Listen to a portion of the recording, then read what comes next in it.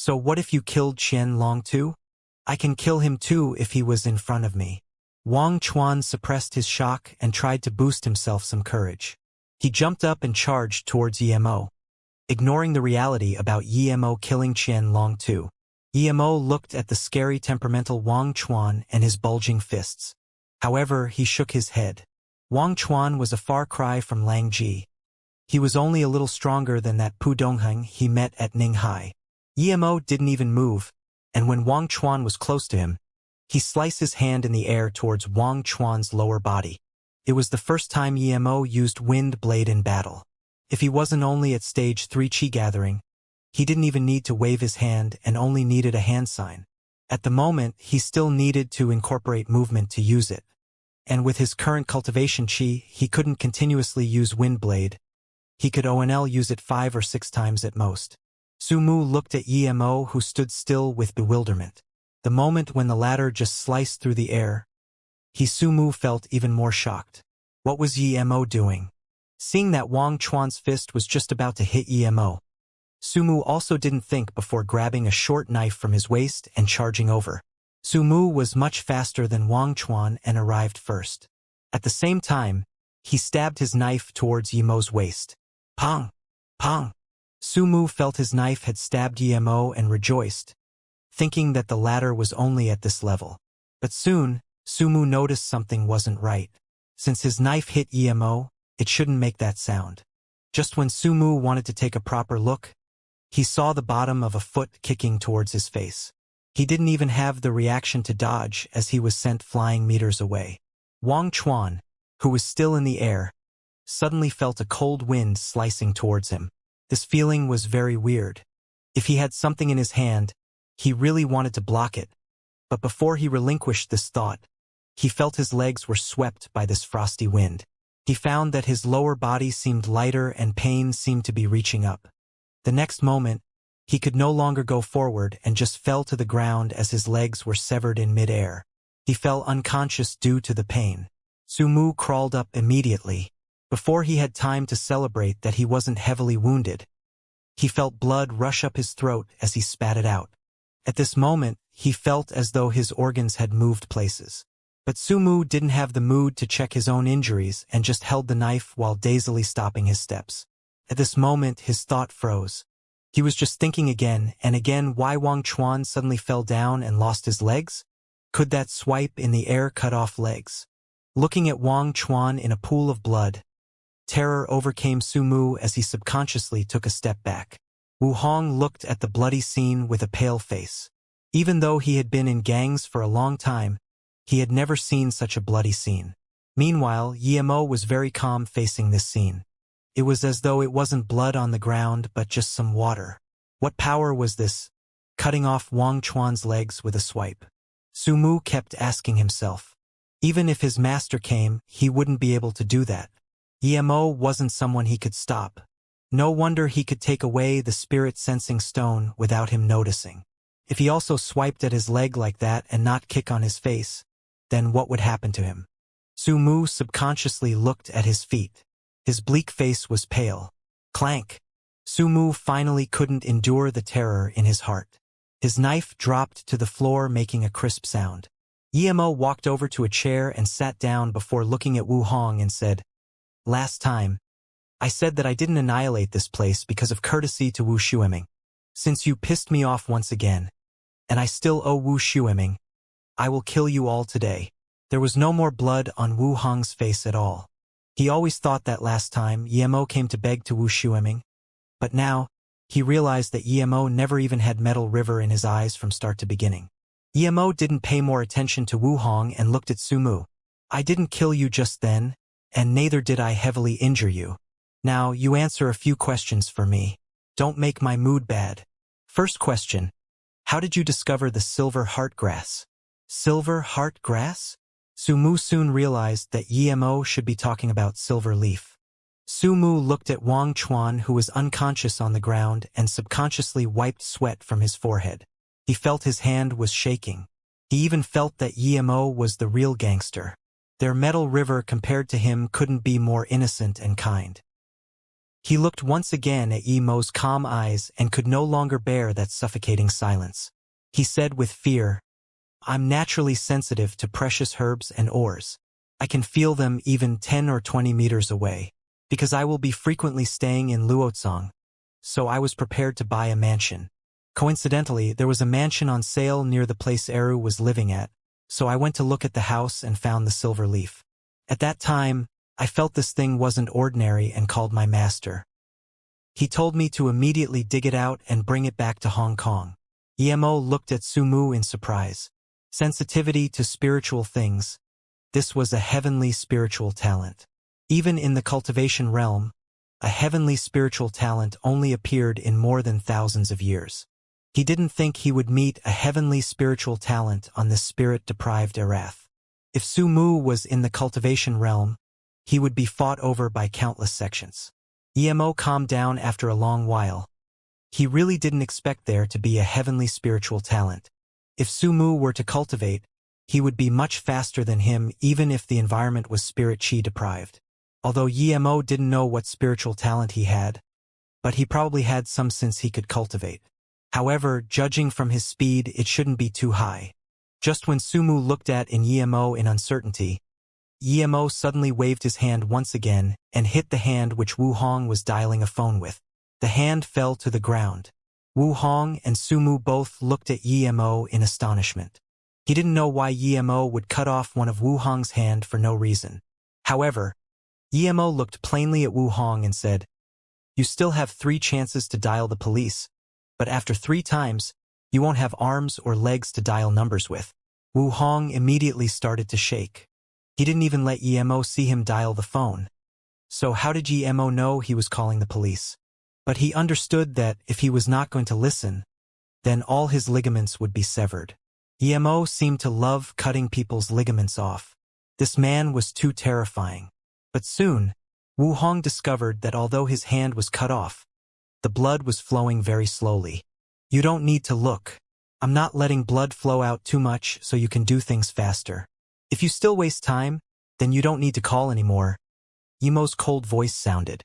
Then, Emo looked at Sumu and said, "Is your master from the hidden sex? Do you know the way to enter the hidden sex?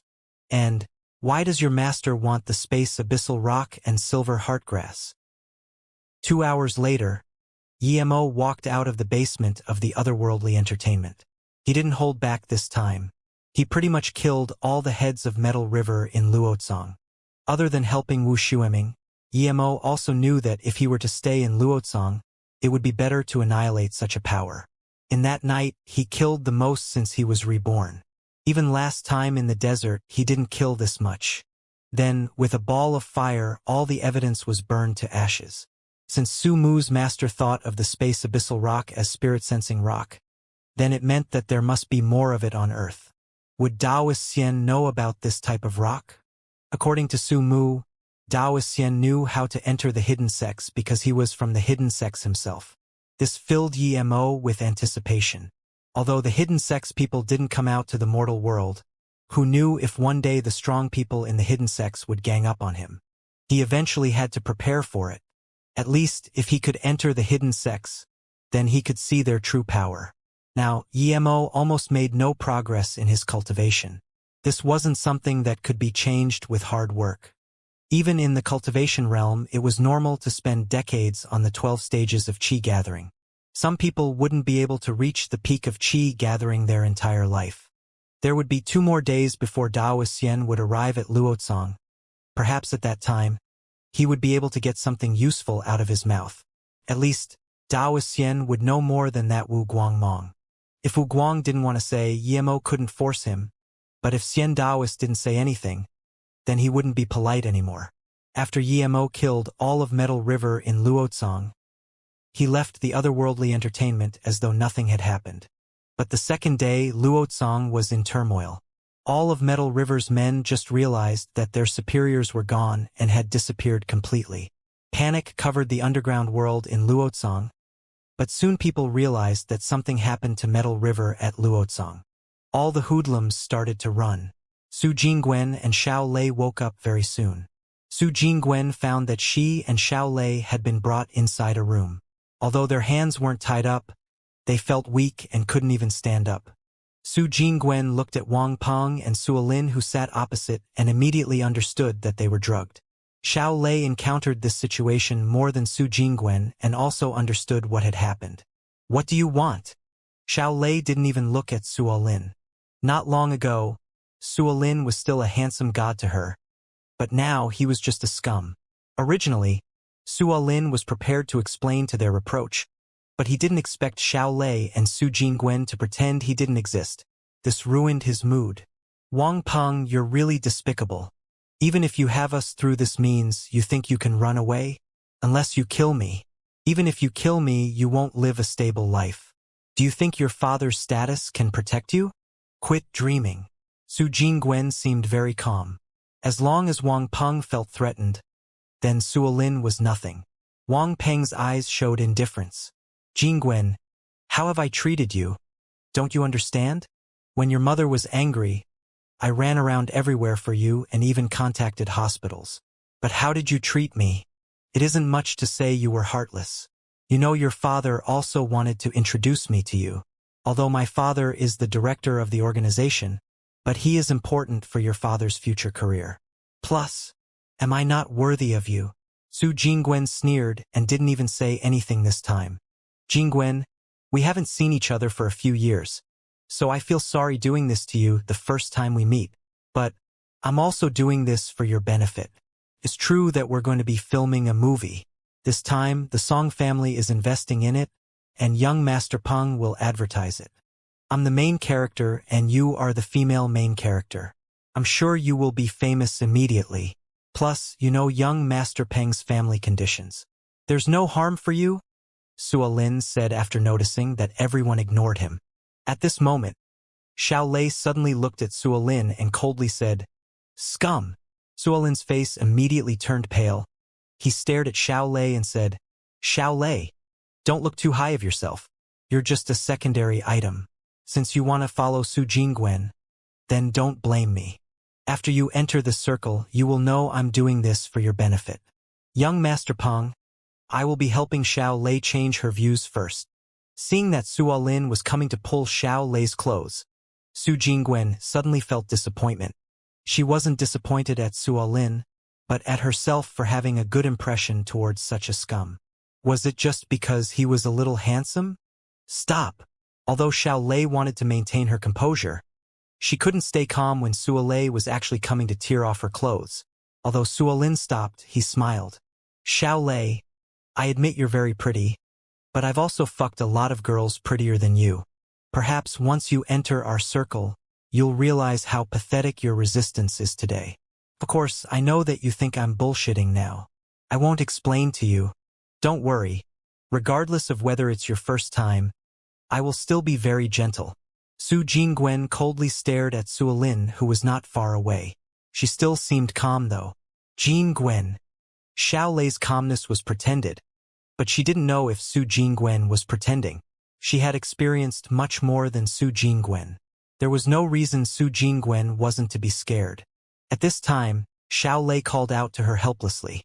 She thought of that day when she went to Flowing Snake and Yemo jumped from the sky. She then thought of Wang Qianjun. What difference was there between him and this Su Lin in front of her? Although Su Jingwen's calmness wasn't completely fake, only she knew that her hand was shaking. She didn't even want another guy to enter her car, so how could she be willing to be raped? At this moment, she held a spirit cleansing charm. She didn't know if it was useful for this sedative, but if it was, she would throw out the fireball immediately. At this moment, she only had enough strength to hold the spirit cleansing charm but couldn't throw it out. If she threw the fireball charm now, she wouldn't even be able to throw it on them. "Xiao Lei, grab my hand," Su Jingwen suddenly said. Xiao Lei stared nervously at Su Lin. She subconsciously grabbed Su Jingwen's hand after she was told. "Lin." Su Jingwen grabbed the charm and read. Even that used up all of her strength. "Charm," Wang Peng subconsciously said. Before he could react, the spirit cleansing charm turned into a cool weak light spraying onto Su Jingwen and Xiao Lei. "Tie them up." As soon as Wang Peng finished, Su Jingwen had dragged Xiao Lei many steps back, having a standoff with opposite party. What happened? Young Master Peng? Didn't you say that the spray would make them powerless for 24 hours? How come they look like they recovered, and what was that white light? Suolin looked at Su Jingwen and Xiao Lei in shock. Although he was shocked, he wasn't scared at all. After all, it was two girls. So what if they recovered their strength? This was a hotel, not their home. Wang Peng's face sunk and replied, "It should be charms. She has a few of them. Didn't think these things would really work. I forgot that she even had them." What? Suolin looked at Wang Peng in more astonishment. If Wang Peng wasn't the son of a high-up government official, he would have swore at him already. Charms? What bullshit. Even Wang Peng didn't really believe that the charm Su Jingwen would really work. What? Jingwen? Even Xiao Lei knew that she had recovered. Su Jingwen had used the spirit-cleansing charm before and knew it was authentic. Now that Xiao Lei asked, she held the fireball charm in her hand and said, "I'll tell you this later." Wang Peng's face changed as he looked at Su Jingwen and Xiao Lei. He wasn't sure if Su Jingwen still had charms. If she still had attack charms, then he really felt threatened. If only he knew earlier, he would have tied them up. After a while, Wang Peng thought that if Su Jingwen really had an attack charm, then it would be suicide if he rushed up now. And judging how she had one hand in her pocket, it was really hard to say. However, it seemed that this charm couldn't attack too far. He only needed to not get too close to her. Thinking about this, Wang Peng ignored Suolin and carefully walked to the tea table. Then he quickly grabbed a heat-preserving bottle and threw it towards Su Jingwen's head. As long as he beat down Su Jingwen and not give her time to activate the charm, then Xiao Lei wouldn't be a concern. Suolin froze the moment he saw Wang Peng throw out that bottle. Wang Peng was just saying how pretty Su Jingwen was, but now he was merciless. If this bottle were to hit her face, then she would be in a serious condition. Su Jingwen stared in anger at Wang Peng and Suolin. As soon as they came in front of her, she would use the fireball charm. She knew that the charm wouldn't be able to hit the two if they were too far. She only had one fireball charm, so she only had one chance. But she didn't expect Wang Peng to be suspicious of her having more charms after seeing her use one. The sinister Wang Peng actually quickly grabbed a bottle and threw it at her. Su Jingwen's heart immediately sunk. She regretted not attacking herself. Now she was on the passive end. However, she didn't have time to use the fireball charm with the speed the bottle was coming at her. Bang! There was a crisp sound. No one expected that the bottle didn't hit Su Jingwen but was stopped in front of Su Jingwen by a light barrier. The bottle flew back at a faster speed and hit Wang Peng right on the face. Wang Peng didn't even moan before falling to the ground, obviously knocked out.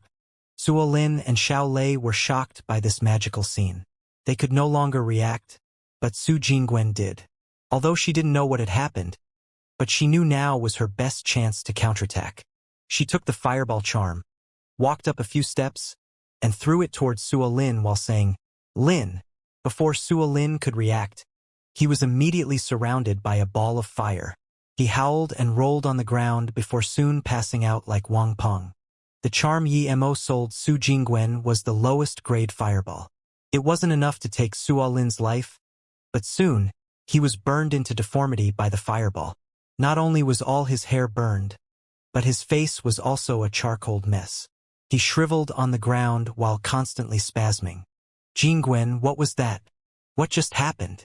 Xiao Lei reacted and pulled Su Jingwen over while asking in shock. "I just used a fireball charm to beat Suolin.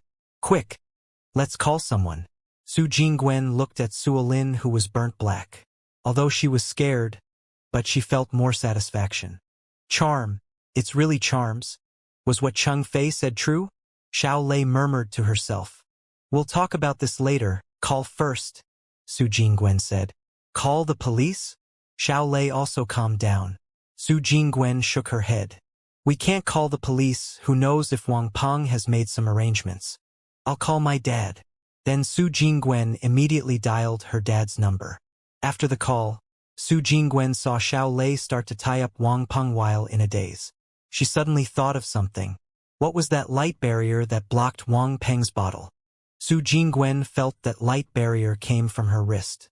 She even heard a small explosion at that time. She subconsciously looked at her wrist. One bead was missing from the 3-beaded bracelet. She then looked around and was sure that it was gone. She originally stored this bracelet away but then felt that it was a birthday present Emo gave her and even gave another 3 beads to Ning Qingxue, which was very disrespectful to Emo+. This was the only birthday gift she received that was made by that person, so she wore this one her wrist. Was it because of the bracelet that stopped the bottle? Su Jingwen took her bracelet off in shock and disbelief. Jingwen, what's wrong? Xiao Lei spent a lot of effort to tie up Wang Peng. She saw Su Jingwen in deep thought, so she asked. I understand now, Su Jingwen murmured. 6 beads of safety. So that's what it meant. She gave 3 beads to Ning Qingxue, meaning she gave her 3 times of safety. Meanwhile, Yemo gave her this bracelet to save her 6 times. He didn't tell her the use of the bracelet, but only said that if she cherished it, then she would be safe. If she didn't and treated it like a normal present, then it wouldn't be of any use. But she didn't cherish it and gave 3 beads to Ning Qingxue for no reason. Luckily, she still wore the remaining 3. Why did Yemo give her something so precious? Where did he get this? Su Jingwen suddenly remembered how she met Yemo. It was because she thought Yemo was that charm master, and that's how they got to know each other.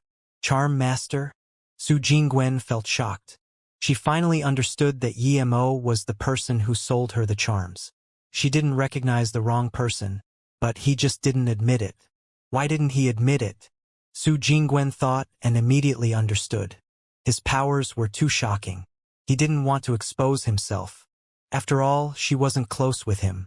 How did he know if she would expose him? Su Jingwen suddenly felt the remaining 2 beads on the bracelet and felt regret. Even the actual worth of the bracelet was worth thousands of times more than all the presents she received on that day, much less the one Yemo made himself. She suddenly remembered that Cheng Fei said her cousin met that man who sold necklaces and pills. That person must be Yemo. Yemo's eyes were very bright and wore very modest clothes. Her mother was saved by Yemo, and even now, she was saved by his bracelet and charms. Meanwhile, she was still looking for the person who sold her the charms. Her mother had always wanted to see the master who saved her. And now, she only needed to find Yemo Jingwen. What was that? And what was the charms you were talking about? At this moment, Xiao Lei asked again. Before Su Jingwen answered, the door was knocked and soon kicked open. Su Jianzhong was the first to run in. Seeing that Su Jingwen was fine, he gasped a sigh of relief. Jingwen, are you all right? Xiao Lei saw that Su Jingwen's father had came and also felt relieved. She was a journalist and quickly retold what had happened. Looking at Wang Peng, who was still unconscious, she felt relieved that she wouldn't be troubled by that guy anymore. She guessed that, in the end, this Wang Peng would only be sentenced a year or so, but Suolin will be the sacrificial goat. Jingwen, when you go out now, have Xiaoyu with you. Su Jianzhong didn't dare to reproach Su Jingwen too much. He was already very happy that Su Jingwen could call him first. I understand. Su Jingwen surprisingly didn't argue with her father. Although she answered her father, she was still lost in thought. However, Xiao Lei asked, Jingwen, you've been thinking a while ago. What are you thinking about? Luotsong? Su Jingwen didn't pay attention to Xiao Lei's words and thought of Luotsong instead. Since Yemo appeared at the Luotsong magical artifact social night, it meant that he was living in Luotsong. Suddenly, Su Jingwen thought of Ning Qingxue. Wasn't she also living at Luotsong? Could it be Ning Qingxue and Yemo had gotten back together? Su Jingwen sighed. Ning Qingxue and Yemo lived together. So why should an outsider like her go to Luotsong? To third wheel? Never mind. She would call Ning Qingxue a few days later and invite her and Yemo to her house. She gave half of what Yemo gave to her to Ning Qingxue. She wondered if Yemo would judge her. Perhaps in his eyes, she was no longer worth to be his friend. After all, he was that type of magical person. Someone like this was actually kicked out by the Yi family as an abandoned son. Yemo's family must have mental issues, and they called him that. No matter what they said, Su Jingwen wouldn't believe it. Emo could cure her mum who was unconscious for a few years with just one charm. So how could he be that? Luotsong's chaos passed in one day, and soon the police of Luotsong found the change. It seemed that Metal River had left Luotsong. In one night, Luotsong had become a much more secure place without those troublemakers with powerful supports. Of course, Metal Mountain knew of Luotsong's change very fast. In that big Luotsong, there was not a person from Metal River he could contact, and soon he felt something wasn't right. Even if the police had a sudden raid, they couldn't be this clean. Who would have such means to eradicate all of Luotsong Metal River in one go? Nanqing wouldn't be able to do it even if they were fine, much less that Qianlong too was dead and Nanqing was in a mess. Originally, he wanted to talk to Daoist Xian about the situation, but he was on the plane. After Daoist Xian got off at Luotsong Airport, he felt something strange. He had arrived at Luotsong and told his two disciples the time. But why didn't they come to greet him? You are Daoist Xian? Emo drove a rented car and saw a Daoist walk out of the airport from a long way away. Although he made Sumu describe very clearly, he didn't even need to recognize by the face when there was a Daoist walking out of the airport. Daoist Xian had a white face with no mustache. He was medium build and wore a blue Daoist robe. Luckily, he didn't have a hair needle or else that would attract more attention. However, Emo felt this Daoist Xian wasn't simple. He could usually tell how strong a person was, but only this Daoist Xian he could not. Who are you? Daoist Xian knew Emo was definitely not here to meet him. The people his two disciples sent wouldn't have such courage calling him Daoist Xian.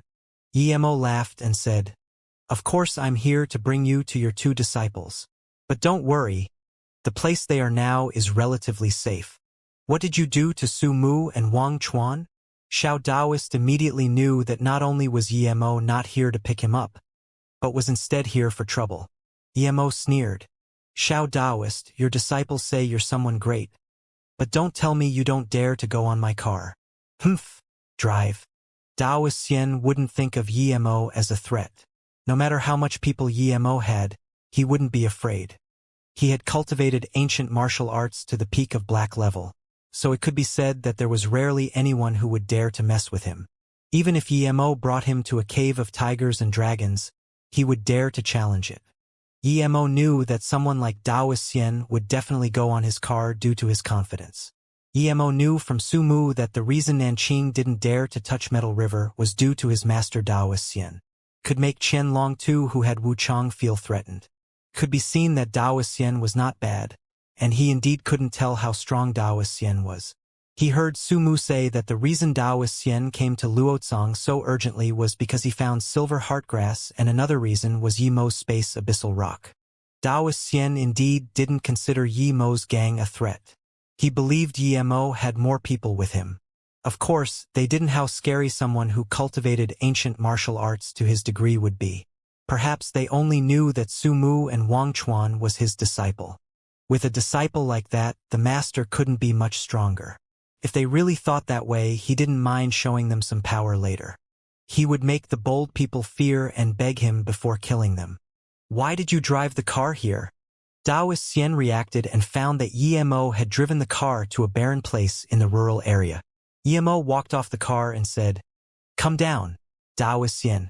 I've already sent your disciples, Su Mu and Wang Chuan, to the underworld. You don't need to worry. You will soon go see them. You killed them? Daoist Xian's tone sounded calm without any discernible anger. But Emo could see from his eyes that Daoist Xian was incredibly angry. Emo smiled and said, Yes, not only did I kill Su Mu, but also Wang Chuan. Oh, I also eradicated Metal River in Luotsong. Young man, do you think you can be so arrogant after practicing a few years of ancient martial arts? Tell me, why did you kill my disciples? Don't worry. I'll teach you true regret later. Daoist Xian could no longer stay calm as his face turned green. He wasn't even interested in knowing Yemo's name. Emo knocked the hood of the car and said, Because they stole my silver heartgrass and beat my disciple, so I killed them. Good, good, good. I will satisfy you. Punk. I will make sure you're satisfied. Daoist Xian could no longer resist his anger and wanted to attack. However, Emo waved his hand once again and said, "Don't rush. Do you know this?" Then Emo took out the space abyssal rock. Daoist Xian's eyes focused and spat. "Spirit sensing stone? Quick, show me." Daoist Xian had completely forgotten who Emo was. In his eyes, there was only this rock who could help him break through. At this moment, Emo put the stone away. "Not bad, you've seen this before. Tell me, where did you see it?" "Punk. Give the stone over." Daoist Xian saw Emo put the stone away and his mouth turned hideous. He completely forgot his two disciples were killed and casually took out a whip from his waist. Emo was dazed. Why did these ancient martial arts people all like to use whips? But soon, he realized that this was a legal issue in society. If one carried a big sword around everywhere, then they would probably be invited to the police station. And the ancient martial arts cultivators here didn't have storage devices, so they could only carry it with them. A whip was the best choice. Emo smiled and said, "You can't threaten me. You can try if you don't believe me." Daoist Xian calmed down and took a careful look at Emo but couldn't see how he wasn't ordinary. The only thing was that he was too calm. No matter what, it was a big loot if he could get the spirit sensing stone. It was a pity that Sumu was killed. Sumu had helped him a lot. Emo had a lot of questions to ask Daoist Xian. He could make Lang Ji lose his mind for a brief moment, but that was because Lang Ji was far inferior to him. To this Daoist Xian, however, Emo wasn't sure if it would work. If it didn't, it would damage his memory instead. Emo was sure Daoist Xian wasn't a match for him. But before they fought against each other, he still didn't the extent of the latter's strength. "Do you believe me I can crush this stone with my hands?" Emo saw that Daoist Xian was thinking about something. He knew that Daoist Xian wanted to catch him off guard. Daoist Xian suddenly sneered. "Do you think you can get away today?" "That's another thing, but I want to ask you now. Do you know about the hidden sects? Did you come from the hidden sections? If you answer me, I can let you touch the stone," Emo confidently said. Daoist Xian was so angry he laughed instead. This young man didn't know what death meant. The reason he didn't move was just as Emo said. He was afraid Emo would shatter the stone. Daoist Xian looked at Emo's hand, hesitated for a moment before saying, "Okay. Listen up. I'm from the hidden sections. The hidden sects are sects that are hidden, so they don't walk around in the normal world. Of course, there are individuals who does. In that case, the hidden sects are either hidden in the depth of the mountains or deserted places?" Emo immediately asked. Daoist Xian sneered. "There are indeed a lot of sects hidden in these places you said, but there are some that are in the normal world. Perhaps in some boisterous market or a small mansion. As for how to get to the hidden sects, I only know how to get to my sect." "Then how do you enter the hidden sects?" Emo didn't expect that they could be hidden in cities. Daoist Xian sneered. "You think you can get in the hidden sects?" Emo's face sunk. "Old man, we're have dealing right now. If you don't want the stone, then don't blame me if I crush it." "Wait, I'll tell you." Daoist Xian talked till now just for the rock, so how could he let Emo break it? Emo had a contemptuous look and said, "You better be specific. Don't make me ask you." Daoist Xian was so angry to the point that he wanted strike. But the stone concerned him progressing, so he held back on the thought. He took a deep breath before saying, "Do you think the hidden sects is just ancient martial arts cultivation? There are so many branches, and ancient martial arts is just one of them. And the people from hidden sects who come to the normal world mustn't reveal the location of their base even if they die. Plus, even if they told you, no one would be able to find it." Seeing Emo's surprised look, Daoist Xian sneered before saying, "There are too many branches in the hidden sections. Most of them are studying ancient martial arts, but some don't. Each sect is protected by a formation. These are passed down from the ancient times. Normal people wouldn't be able to notice it at all. There are some of these small dimensions, but some have collapsed. Each of these small dimensions have a formation. Once this formation collapses, the small world disappears with it." Talking to now, Daoist Xian seemed to be longing for it too. Emo asked in surprise, "In that case, each hidden sect has a small dimension? Is your sect in one of them too?" Daoist Xian sneered. Insolent. Do you think it's so easy to find a small dimension? Some of them, even I have only heard of, much less you. Plus, no one can be sure if there are small dimensions in this world. My sect is only a branch of the main sect. Emo was asking for information from Taoist Xian, so he didn't dare to anger him too much. As such, he asked, "What do you mean by that small dimension?" Taoist Xian looked at the space abyssal rock in Yemo's hands and estimated if he could grab it while answering. Those sects with a small dimension are true hidden sections. We call them the inner hidden sects. Other hidden sects are outer hidden sects. Other than this, there are some semi-hidden sects which include the hidden families and sects in the normal world. However, inner hidden sects are unheard of now. We don't know if they still exist. Most of the hidden sects now are outer hidden sects. Meanwhile, the semi-hidden sects are gradually assimilated by the normal world and can't be truly hidden. Emo knew that Taoist Xian's attention was focused on his rock, but pretended he didn't know and asked, "Can you tell me a few names of the hidden sects? For example, the sect you're at." Taoist Xian thought and still hadn't made the decision to rob the stone, so he replied, Juyun Temple, Cha family of the South River, 4 states 9 moons Taoist Temple. These are all semi-hidden sects. However, Taoist Xian didn't mention his own sect. Emo thought, in that case the sect Luosusu was at should be outer hidden sects. Even Taoist Xian didn't know if inner hidden sects existed. Wu Guang Monk's Juyu Temple was only a semi-hidden sect. In that case, no matter how hidden the outer hidden sects were, people should have gone in after such a long time? Emo thought that as long as it was a place people could walk to, then it could be found. But since it was found, how could it be considered a hidden sect? You're dreaming. Taoist Xian sneered once again and said, even outer hidden sects are mostly in dangerous mountains and deserted places. Many of them were ruled out by the government. Can't you see there are many places that are prohibited by the country for tourism? Some are because the places are dangerous and many people couldn't come back. But it's very likely that those places are where the hidden sects are. So not only is it hard to go in, but it is also hard for the hidden sect people to come out. Many people won't get a chance to come out their entire lifetime. Emo suddenly thought of Luo Susu's words. Don't look for me. It would harm you and me. Thinking about this, Emo asked once again, in that case, what if I accidentally enter the outer hidden sects? Taoist Xian looked at Emo in contempt. You think it's that easy? Plus, even if you did by chance, they could kill you. If you had some potential, perhaps you would stay there your life. If you don't, they would just kill you for no reason. Emo's heart skipped. Since it was so hard to come in and out of the hidden sects, how did Luo Susu come out last time? From her tone, it was indeed hard. Thinking about Luo Susu, Emo was lost in thought. Seeing that Emo was dazed, Taoist Xian wanted to rob the stone, but then Emo suddenly asked, tell me a way to get in a hidden sect and perhaps I will let you hold this stone for 1 second. Taoist Xian sneered, but he still said, every 3 years, the hidden sects will hold a tournament. This year is the 3rd year. The place is at Wu Liang Mountain. As for the exact location, I don't know.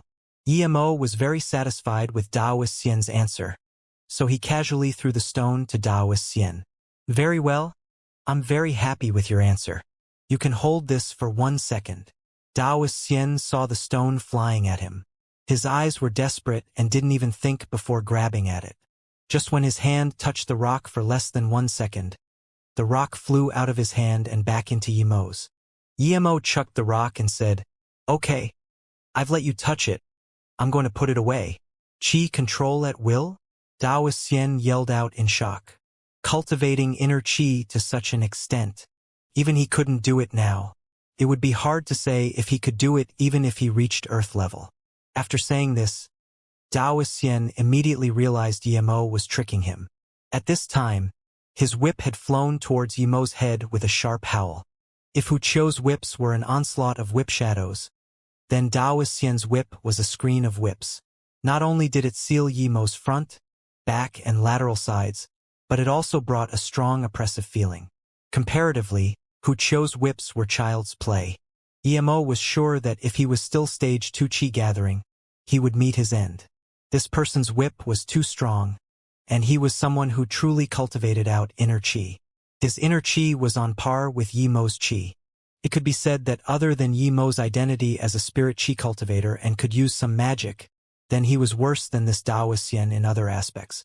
This was because Taoist Xian hadn't progressed. Yi Mo estimated that even he would be no match for Taoist Xian after he progressed.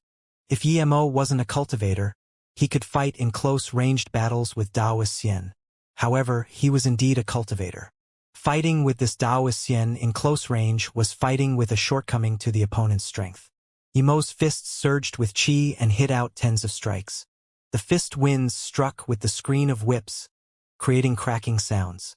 Taoist Xian took a few steps back and looked at Yi Mo in shock. He didn't expect that Yi Mo could stop his whips containing qi with just his fists. The young man looked only in his 20s, so even if he started to train in his mother's womb, he couldn't be a match to him. Yi Mo struck back Taoist Xian and also took a few steps back.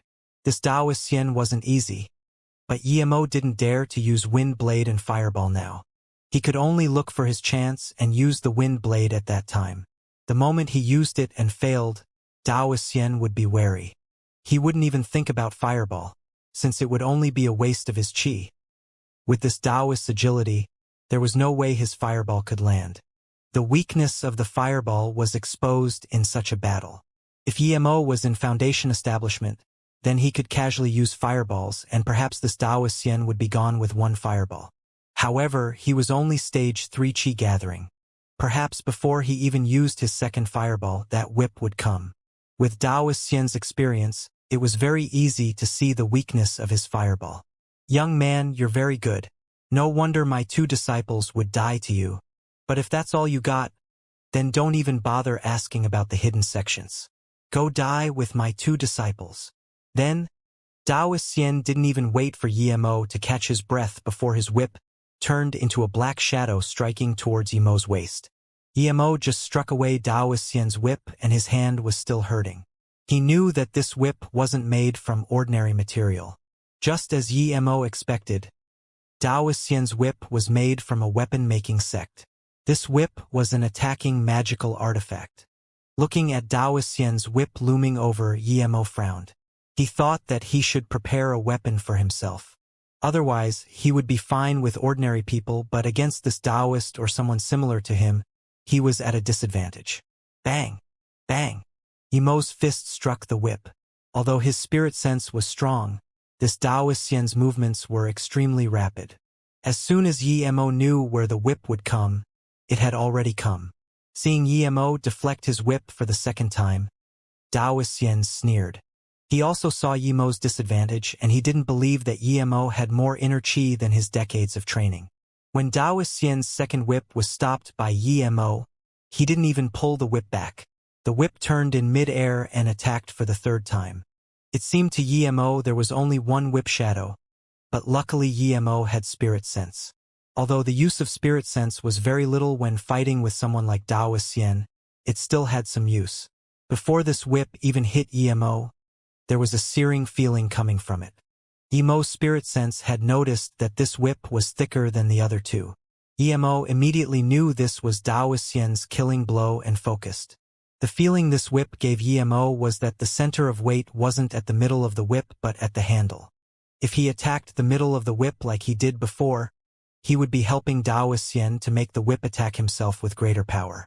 In that case, it would be like fighting with himself and Taoist Xian. Yi Mo's eyes grew cold. This Taoist Xian was so sinister. If he didn't have spirit sense, perhaps he would have fallen into the trap. Once he was hit by such a powerful whip, he couldn't even think how he was going to take on the next attack. Luckily, although he was a Tao cultivator, he didn't drop his martial arts. He could even use his qi into martial arts.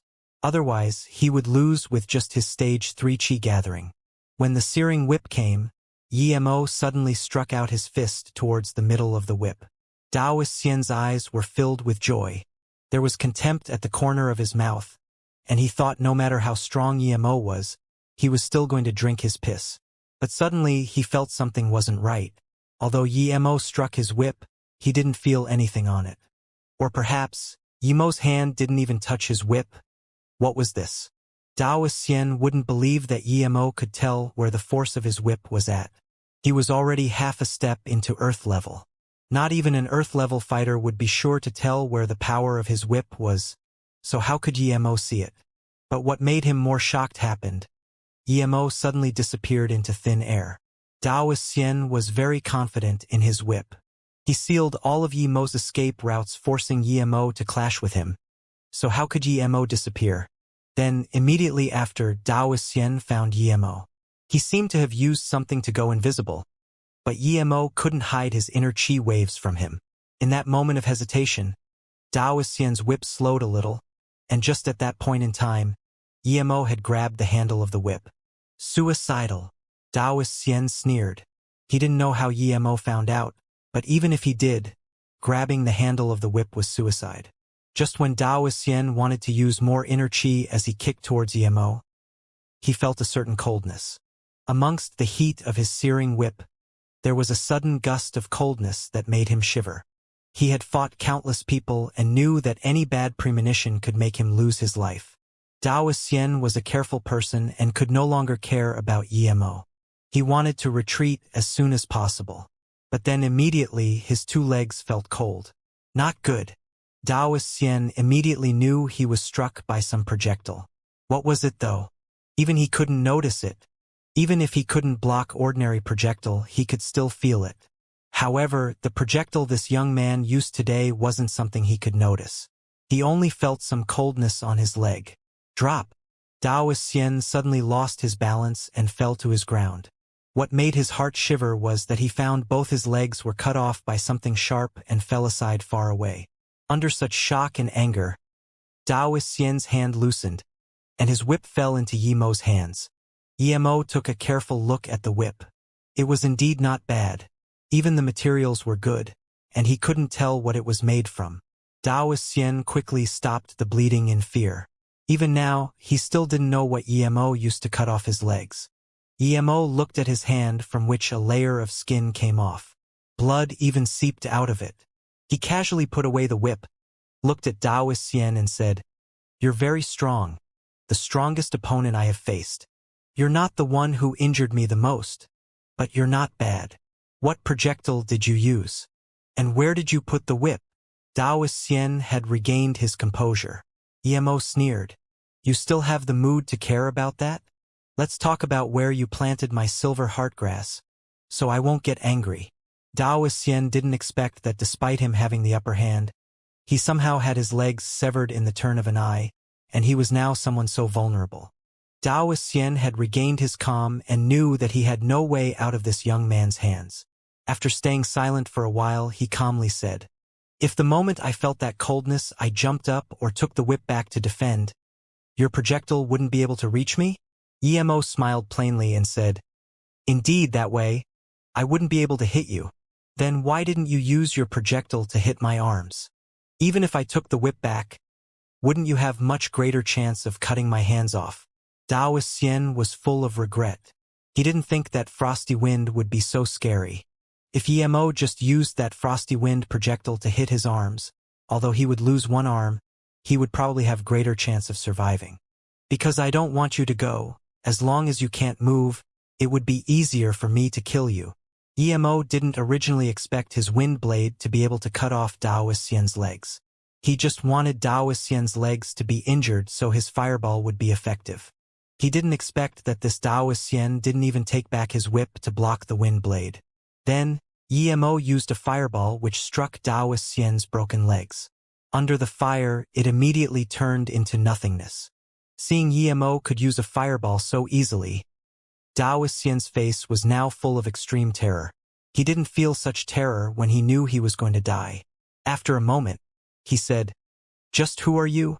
Dao Xian finally understood why Emo cut off his legs first. If his legs were fine, then that fireball wouldn't be able to do anything to him. "You don't need to know who I am. I said you shouldn't have taken my things. Since you did, then don't blame me." Then, another fireball rose out of Emo's hand from nothing. "You can create fireball from air, you?" Dao Xian had already forgotten the pain and fear. He was still making guess about Emo using fireball just then, But now he was sure. Emo really could make fireball from air. He finally saw something in the legends. Funny thing was he actually wanted to fight such a person. Seeing Emo's fireball hit towards him, Daoist Xian finally understood his situation and quickly said, "Hold up, don't you want your silver heart grass?" Emo never planned on killing Daoist Xian now. He knew that if he didn't bring out something that made Daoist Xian fear, then he wouldn't surrender. Now that Daoist Xian brought it up, he thought for a while before saying, "I do care about the silver heart grass, and where did you see the space abyssal rock?" Daoist Xian quickly responded, "As long as you will let me go, I will tell you. No need. You don't have the right to bargain with me." Then, Emo quickly walked up in front of Daoist Xian and patted on his head. Emo thought that now that Daoist Xian was subjugated by him, it should be fine to control his mind. But as soon as Emo finishing patting, Daoist Xian hummed and died. He didn't expect Daoist Xian to be so resolute in not giving Emo any chance to ask and directly shattered his aorta. Luckily, Emo asked some news first. Otherwise, he still wouldn't know anything. He would have wasted his time on waiting for Daoist Xian. He didn't care about Daoist Xian's life, but cared what he could get from him. He searched out a card and small plate from Daoist Xian. He didn't know what it was made from, but it wrote black capital in ancient characters. Emo raised his hand and burned Daoist Xian with a fireball before driving back. Miaodon had become used to the plain and calm life at Emo's place. Despite Emo telling her that Metal River was no more in Luotsong, she didn't want to leave and instead focused on learning medicine with Lu Xiaojin and Yu Eru. Of course, Emo wouldn't tell her to leave if she didn't want to leave. Plus, one extra person was one extra help. Outside Emo's mansion, there was 4 acres of barren land. Emo wanted to buy that so he could plant some herbs and make his mansion's area larger. Although the place Emo was living at was close to the rural area, it wasn't cheap. Emo didn't have that much money now. He only had 200k in his hand and the remaining 200k from Lu Xiaojin. There was not even 400k altogether. The price of that land might cost a few million, so perhaps he would even need connections to be able to buy it. The main source of Yemo's income now was the online clinic. Although it had started, but there was not a single registered user. The reason was simple. Too few people knew of this clinic and the registration price was too expensive. Emo gave the money to Yu Eru and told him to buy large amounts of precious medical herbs. Although he couldn't concoct pills now, he could still make some soup and medical pills. A week later, Luotsong was quiet, and Metal River seemed to have disappeared. No one cared about it either. Emo also made a number of different types of medical pills and soup. Because there was no news from the online clinic, Emo prepared to go to Hong Kong first. He didn't feel secure leaving his silver heart grass there. It would be better in his own mansion. And, when he came back from Hong Kong, he would need to go to Flowing Snake. After all, he promised Fong Nan. It wouldn't be good if he kept delaying it. Plus, it was due to him that Fong Nan was at that state. Just when he made arrangements and was prepared to leave Luotsong, Lu Xiaojin came rushing in. "Master, someone had registered on our website, and there are 2 of them. They applied for the waiting list." Emo also felt joy after hearing that. He was short on money, and he was considering if he should sell a few defense talismans when someone suddenly registered. Each time there was a registration, it would be 10k, and application for waiting list was 100k. It could be said that those who dared to register on his website was definitely someone rich. It was because they could be cheated and was unable to get their money back. "What is the described condition?" Emo asked.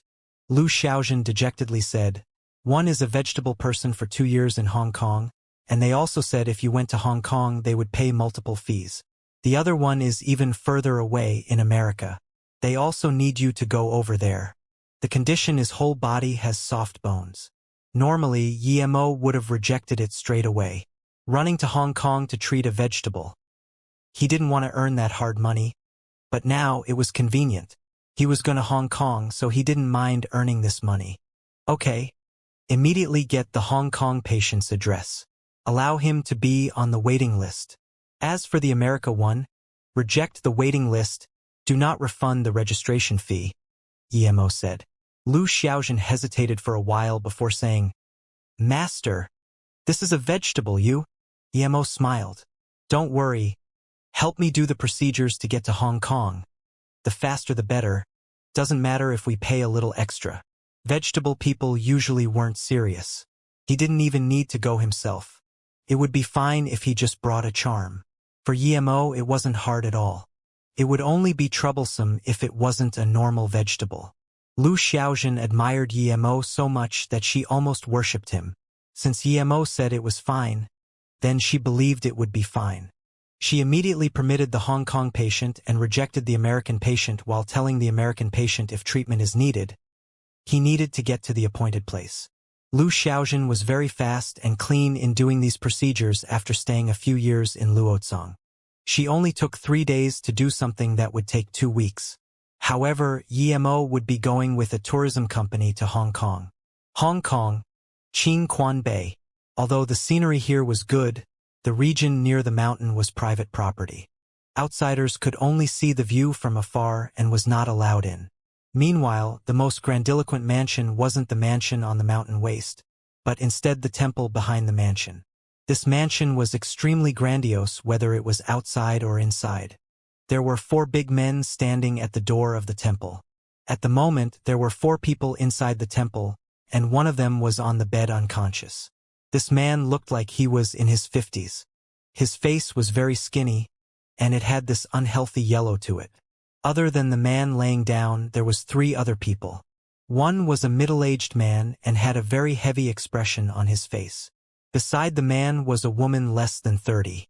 If this woman wasn't frowning, she would definitely be beautiful. However, her eye lines seemed oppressive. If her eye lines were a bit more soft, perhaps she would be every man's dream. The last man was obviously a subordinate and stood straight behind the middle-aged man. There was a grandiloquent mansion, but it was unknown why the patient was lying in the temple, and the temple was built even more extravagantly than the mansion. Luo Chun, what did that website that say they can cure any disease say? At this moment, that man suddenly spoke. Boss, that website agreed to put us on the waiting list and I have paid the 100K waiting list fee. The man beside him immediately said. Did they ask about anything else? The middle-aged man continued to ask. No boss, they just made us pay 100K and said they will send people over. And there was no more news. Luo Chun immediately said. Oh. Then man asking the question had extreme disappointment in his eyes. He believed this website was a fraud. They just asked and knew the patient was a vegetable and took the money. They didn't even ask how the patient got the disease and what the symptoms were. Now, they didn't even ask about anything. If this wasn't a fraud website, what was? 100K was nothing, but another hope was lost. However, Luo Chan hesitated before saying, the waiting list we applied for in America was rejected. They told us the doctor wouldn't go America. If we wanted treatment, we would have to go to the appointed place. There's such things. The middle-aged man immediately focused his attention again. Since that website rejected to go to America for treatment, then it meant that they really might not be fraudulent. That woman, however, immediately continued. Did they say when they would come to Hong Kong? They didn't say exact time, but they said within 10 days, they would definitely get to Hong Kong. Luo Chun immediately replied. The middle-aged man nodded and said, Luo Chun, this region has been chaotic recently. Bring some people and make some arrangements. Don't let the doctors from mainland be attacked. Yes, boss, Luo Chun replied and left the temple. The tourist group Emo joined was a rather popular one in Luotsang. Perhaps everything was arranged, so the tour leader never asked Emo anything. He probably knew that Emo was just using the tour to get to Hong Kong. When the tour got to Hong Kong, the first thing they did was shopping, but Emo separated with the tour group. He was planning to do his own thing first and get the silver heartgrass before treating the patient. Emo knew that the big boss of Metal River was Metal Mountain, and he knew that the latter was at Hong Kong. However, he didn't know where Metal Mountain lived. Emo was not worried though. Since Metal Mountain lived in Hong Kong, then he must have his power here. He only needed to go up to them. Before getting on the plane, the tour leader said that Miaopu was the most chaotic.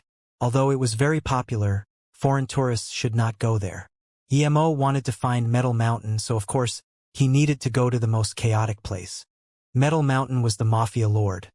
The darker and the more chaotic a place was, the easier it would be for him to get news of Metal Mountain. Miaopu was indeed filled with people and all sorts of entertainment facilities. Outside, there were all sorts of fast food restaurants and stalls. It was like a big market, and there were all sorts of snacks that made people really want to try. Emo saw one shop's fish balls rice cake made very exquisitely and couldn't resist to buy one. The owner was in his 50s and he heard people call him Uncle Pei. His business wasn't bad. The time Emo came wasn't the traffic peak yet, and there were still a few empty spots. This uncle's skills were indeed very good, and his movements were clean. Just a few minutes after sitting down, this uncle brought him a hot bowl of rice cakes decorated with a golden fish ball on top. "You must be from mainland."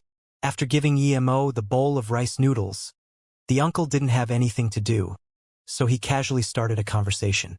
Emo ate a mouth of rice noodles and indeed it tasted well. It was a bit spicy, but the taste was authentic. He didn't feel strange hearing the owner's question. His accent was different to the one at Hong Kong after all. The two spoke for a while before a ruckus sounded. Emo turned around and looked. Two group of people had started fighting opposite the vegetable market.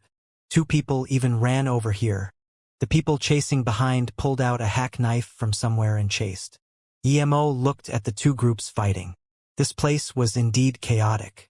The rice noodle shop owner immediately said, "Young man, you must not look. These sort of things happen every few days. Don't bother them and they won't come to you." Emo nodded and continued eating his rice noodles. When the rest of the people saw the fight was coming over here, they all quickly put down their bowls and rushed away, afraid to be caught in the crossfire. Then, the only two people remaining at the shop were the boss and Emo. Emo was still eating his rice noodles. However, even the people nearby the stall retreated. However, one of the two people who ran away ran to the rice noodle shop door was blocked. One of the slightly fat youth was kicked in the chest by the man with the sword and was rammed towards Emo's table. "Punk! Piss off! Detang has business here." Then, the three youths who chased here saw Emo was still eating noodles and kicked over one of the pots Uncle Pei was cooking with. Immediately, the rice noodles inside poured out. Emo's good mood was ruined. He took the bowl and walked to the youth who was just talking and covered his face with the bowl before coldly saying, "So what if I don't piss off?" "Arg!" The youth howled as his face was burned red and white by the boiling hot rice noodles. "Charge, hack this bastard!" This youth endured the pain, raised his sword and charged at Emo. The other two reacted and both held up their swords as they charged towards Emo as well. Bang! Bang! Bang! Emo kicked consecutively, and the youth who charged towards him were all kicked over. Emo didn't even move from his position. After the few youth were kicked to the ground, they looked at Emo in terror. After a while, they finally crawled up and slowly retreated. They knew they met a tough one. "Punk! Watch out! Just you wait! Fucking with the Detang!" One youth retreated while he left behind some tough words. But before he finished, Emo went up and kicked this guy right on the face. The talking youth was kicked out many meters by Emo again.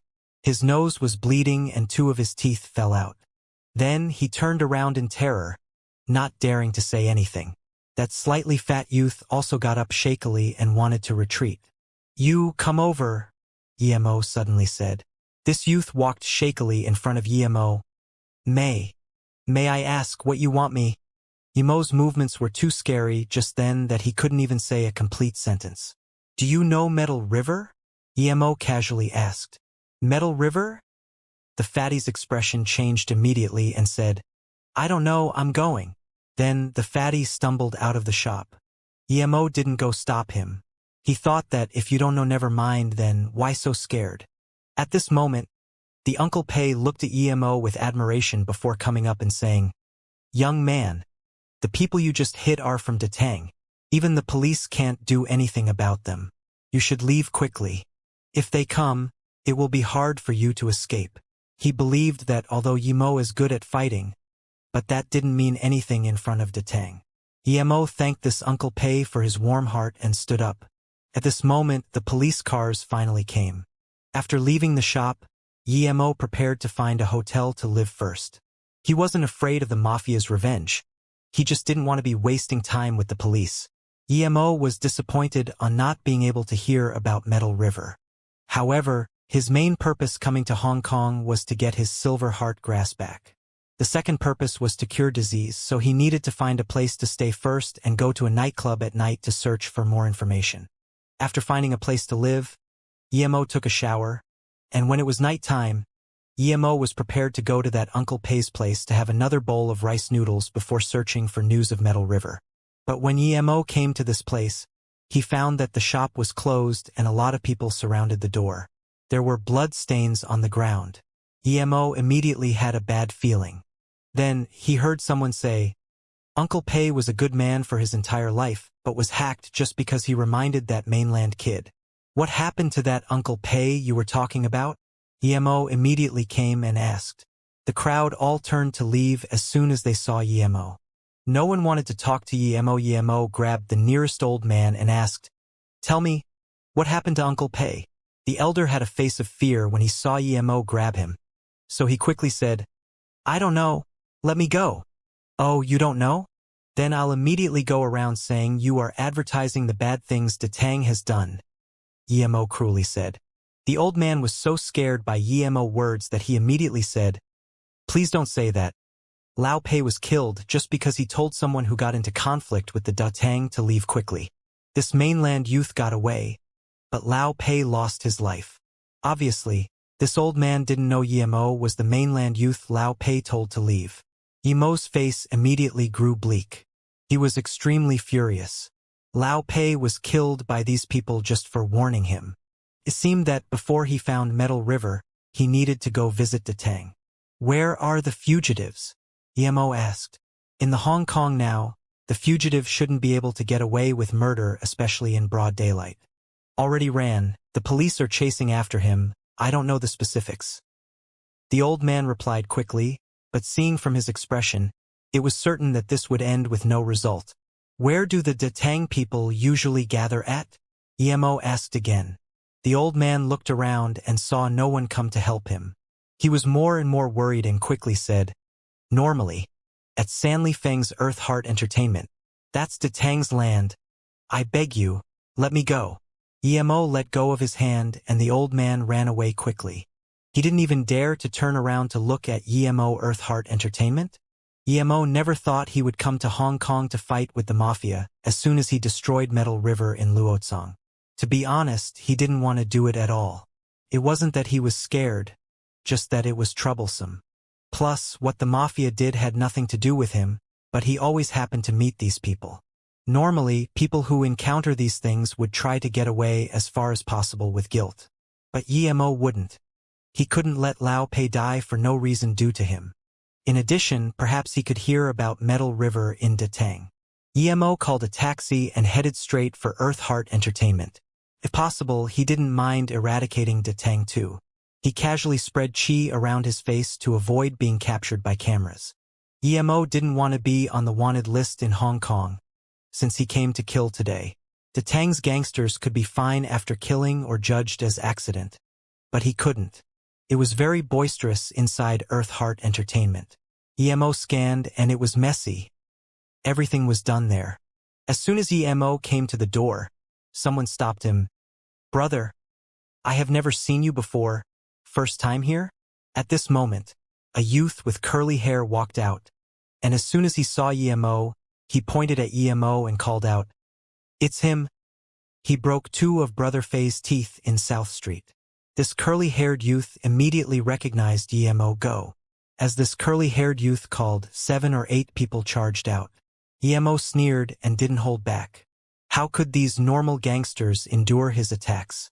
Soon all of them were on the ground. Emo hadn't started killing yet because he needed to confirm things before he would start the slaughter. Friend, you came to our place. Did you want to break our place? I'm the manager here, Chui Hung. At this moment, a manager-looking man walked out. He looked at the 7 or 8 hoodlums on the ground, frowned and said, Emo kicked again. He kicked down a guy who struggled to get up. Then, He looked coldly at the manager and said, I have two things here today. First, did you kill the Inkle Pei from the noodle shop? Humph. Do you think you're good just because you can fight? So what if we killed him? The manager saw Yemo casually beat down 7 or 8 gangsters and wanted to ask where Yemo came from. But now, Yemo's arrogance immediately triggered him. No one dared to be so cocky on Datang's place. Yemo was the first. If he didn't beat down Yemo's flames of arrogance, then there was no need for Datang to remain here. Then Cui Heng waved his hand at the back. Friend, you won't live long if you act cocky just because you can fight a little. From the start till now, our Datang never had someone act so cocky in our territory.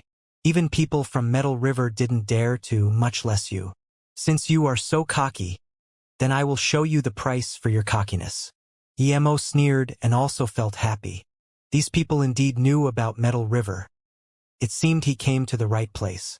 He casually pulled out the whip Daoist Xian used. He was scared of wasting time if he fought these weaklings fist by fist. At this moment, he actually missed his metal nails. He could pretty much solve these gangsters with 1 nail each. Seeing Yemo take out a whip, Cui Heng's mouth showed even more contempt and called out once again. Go on him together. Beat him to death. Don't need to hold back. With Cui Heng's order, those 11 gangsters charged, with some of them have hack swords in their hands. Yemo gathered spirit chi in the whip and swung out. With this swing, he gathered 70% of his cultivation chi. The long whip howled and hit the first few who came up. In terms of whip technique, Yemo wasn't as good as Daoist Xian, but he didn't even need technique for these little hoodlums. He only needed to infuse the whip with his chi. If Daoist Xian swung it, it wouldn't have such howling sounds, but in Yemo's hands, the whip shattered the air. Push! The whip sliced like a long sickle. There were only 11 who attacked Yemo, and this whip hit the first 6 people. Not one of those who were hit lived. In the most serious case, the person was almost cut in 2 from the waist. Before the remaining 5 could react, Yemo's whip turned and swung again. Another whip. After 2 whips, Yemo took back the whip. At this moment, there were some people who hadn't fell. After a few breaths later, they finally fell and died. 11 people only took 2 whips. The only one standing was Cui Heng. He had his jaws wide open while looking at the bloodbath. Was this even human? Killing 11 people with 2 whips. Some people even had their chests torn open. Was he using a whip or a long sword? Does your Datang still have more people? Call them up together. Save me the time of looking for them one by one. Yemo looked at Cui Heng, who was dumbfounded, and sneered. Cui Heng phased for a while before saying with a pale face, None. But what made his soul shatter with fear happened next. The youth in front of him casually threw out a few fireballs. The floor that was previously bloodied with bodies was now covered in ashes. Even those few hack swords were burnt crisp. God! Cui Heng wanted to control his thought and not think in such a way, but he couldn't. Yemo scanned with his spirit sense and found that other than some customers, there were indeed no more Datang people here. Now, I'm going to ask you a few questions. If you don't answer them properly, you will turn into dust very quickly. Yemo stared at Cui Heng, who was still dazed, and said. Cui Heng shook and finally recovered. He wiped his still sweating forehead and shakily said, Sir, please ask. Please ask. The scene just then was still shocking his sense. He couldn't control the shaking in his legs. If it wasn't for the disappearance of the bodies, burnt smell in the air, and the melted swords, he really would have thought he was dreaming. Have I killed the person who killed Uncle Pei? Yemo scanned Cui Heng and coldly asked. Yes, it's... Cui Heng spoke to this point and was interrupted by Yemo. Where is the HQ of Datang? Take me there immediately, or you won't need to be talking anymore. Yemo's voice grew cold. He knew that a mercenary like Cui Heng would require more means once he recovers. As expected, Cui Heng said without any hesitation, Metal River's big boss, Metal Mountain, is having negotiations with our leader tonight, saying that some regions will be given to us Datang. After talking for a while, Cui Heng's tone became more consistent. Metal River had usually been very adamant. I don't know why they would bring this up themselves. Brother Yu is afraid Metal Mountain is using tricks, so he brought all of the elites of Detang to the negotiation. Then Cui Heng stopped shaking. He seemed to have recovered from the shock, but he still looked at Emo with fear. I'm going to find them now, lead the way, quick! Emo yelled. Yes. Cui Heng didn't dare to disagree at all. It was too late to not say anything, thus, he might as well do more. Emo had some idea why Metal Mountain was having discussions with Detang. It was because he killed Daoist Xian and Metal Mountain probably knew it. A metal river without Daoist Xian was like a tiger without its claws. Metal Mountain was acting early. Once Detang knew that Metal River no longer had Daoist Xian and then they fought, Metal River would lose more things. Detang and Metal River set the discussion place at West Sands region. West Sand was the largest gang in Hong Kong other than Detang and Metal River. Both parties would agree to having the discussion here. After nearly 40 minutes, Cui Heng drove a Mercedes to West Sands land. Both parties chose a large private manor. When Cui Heng drove the car in, there were already tens of luxurious limousines parked outside. Cui Heng was stopped at the door. Emo only needed to scan with his spirit sense to know that there were around 200 people in the light and dark. It seemed they would fight with the slightest disagreement. I'm Cui Heng from Detang. I need to see my leader, Cui Heng quickly said to the guard. The guard's face didn't change at all and said, There's an important meeting going on inside. No one is allowed in and out. Please immediately drive away, otherwise we won't. The guard stopped talking there because Emo had already killed him with a wind blade. You! Cui Heng was so scared that he only said one word and then didn't even dare to look at Emo while driving the car in. He had understood just how fierce and cruel Emo was. The few men who were preparing to stop Cui Heng saw that Cui Heng spoke with the guard and still came in. So they didn't stop them. They didn't see the guard fall and thought the car was let in by the guard. So after Cui Heng stopped the car, no one came to say anything. Cui Heng parked the car and took Emo to the door of the mansion shakily. At this moment, another two people came to stop Emo and Cui Heng. Emo didn't hesitate to knock them out. This time he didn't kill. At the same time he turned around and knocked Cui Heng out. Now wasn't the time to kill him. He needed to at least be sure if Metal River was here before killing Cui Heng. And now he no longer needed Cui Heng to lead the way. He headed straight to the meeting room. Stop! The two black-clothed bulky men at the door raised their gun and said, If these two people didn't point guns, perhaps Emo would just knock them out. But Emo hated people pointing guns at him. He didn't hesitate to throw 2 fireballs before kicking towards the door of the meeting room. Who is it? The first to react was actually an old man in his 60s. As soon as he spoke, 2 men in their 30s came charging to Emo from left and right. The left man was slightly skinnier, and before he even reached Emo, his fists scooped up a fierce killing intent, making the few men sitting near the door feel a frigidness that pierced their bones. Emo looked at the man with his spirit sense. His fist was indeed fast and deadly, and it had this relentless temperament. This man's fist technique must have been practiced through countless fighting. He wasn't as good as Lang Ji and was even a little worse than Hu Qiu, but his killing intent and temperament in his fists were better than both of them. This was because his fist had put aside his own life and death. In fact, it was usually those who put aside their life and death that could control the lives of other people. This was someone who didn't fear death. Emo didn't care what he did, but just from his fist, he could tell it couldn't be used by someone who wasn't filled with this temperament. The one who plotted behind the shadows all day wouldn't be able to strike out this fist. Although this fist was sharp and full of temperament, it was too low grade compared to Emo. In Emo's eyes, this man was at most the elementary stage of yellow level. Such difference in level couldn't be made up with a fearless temperament. When the fist reached near his body, Emo suddenly reached out his hand and attacked first. He accurately grabbed the man's wrist and dispelled the force and temperament of this fist. Then, Emo's hand used a little force and the man's wrist was easily cracked. Then, Emo brought his hands up a little, and this skinny man was thrown out many meters away, landing at the corner of the wall. At this moment, the other bald-headed man finally reached in front of Emo. He wasn't empty-handed, though. He held a trident. In the battle between masters there was little people who used tridents. But this man not only used a trident, it was even a specially made trident. The tips were very small while the remaining part half was very broad. This could not only be used as a prick but also a dagger.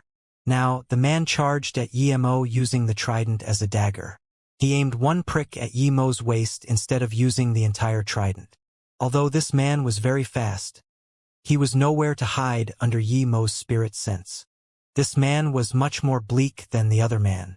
He thought that once Yemo blocked, he would change the slice into a stab, making the defender unable to block it. No one could survive after getting stabbed like that. Yemo sneered as he immediately raised his leg and spun it in mid-air. Anyone who had a little experience in martial arts would know it was very hard to kick out a leg spin in such a short time. The man holding the trident was a little weaker than the man using the fist, but he was much bulkier than that man. When his trident neared Yemo's waist and he saw that Yemo still didn't react, he immediately felt surprised and happy. He thought that if Yemo were to block, he would turn this slice into a stab and kill Yemo. But his smile soon froze. Yemo had raised his leg and using a speed that he couldn't even see, spun his leg in air and kicked his wrist. He didn't even have the chance to dodge as that kick was too fast. So fast that he only realized he was kicked after the kick connected. Just like the skinnier man, Yemo broke the man's wrist and the trident fell out of the man's hands. At this moment, Yemo didn't wait for the trident to fall to the ground. His heels turned kicking accurately on the hilt of the trident. The trident seemed to have grown eyes and flew right back piercing into the bald man's throat until the handle submerged. The bald man held to the handle with terror. He suddenly understood that when the difference in power was too high, no tricks would be effective. He made gurgling sounds before dying. No one was able to see this extremely fast combat clearly except for the black-clothed woman sitting on the very inside. Yemo also knew that woman was the strongest here, but she was strong to a limit. At most, she was the same as Lang Ji or perhaps even a little worse. This woman looked at Yemo's actions in surprise. She knew that it would be very easy for Yemo to kill the first man, but he let him go. She wondered if it was due to their different motives. One wanted to force Yemo out of the room and got his wrists broken, while the one who wanted to kill Yemo lost his life. The man who was at the corner also stood up. He looked at Yemo in shock. Ever since he graduated, he had never seen a master like Yemo. He only heard that Metal River had a Taoist Xian that was strong, but he never fought with Taoist Xian, so he didn't know how strong that person was. At this moment, everyone in the room reacted and all stood up while looking at Yemo in shock. Everyone knew about each other. Out of the tens of people in the room, Pangyang and Yufu were the strongest other than Black Widow. Plus, it was unknown if Black Widow were stronger than these two.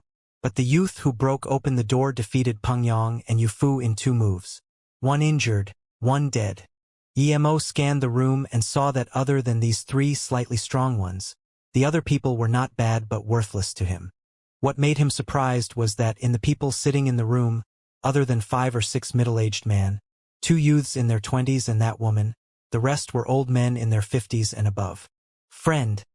I'm Tian Shou. Friends in the society call me Teacher Tian. This is an important meeting between our Hong Kong gangs, and I'm here as a witness. Why have you come? Friend? You don't look like you're from here.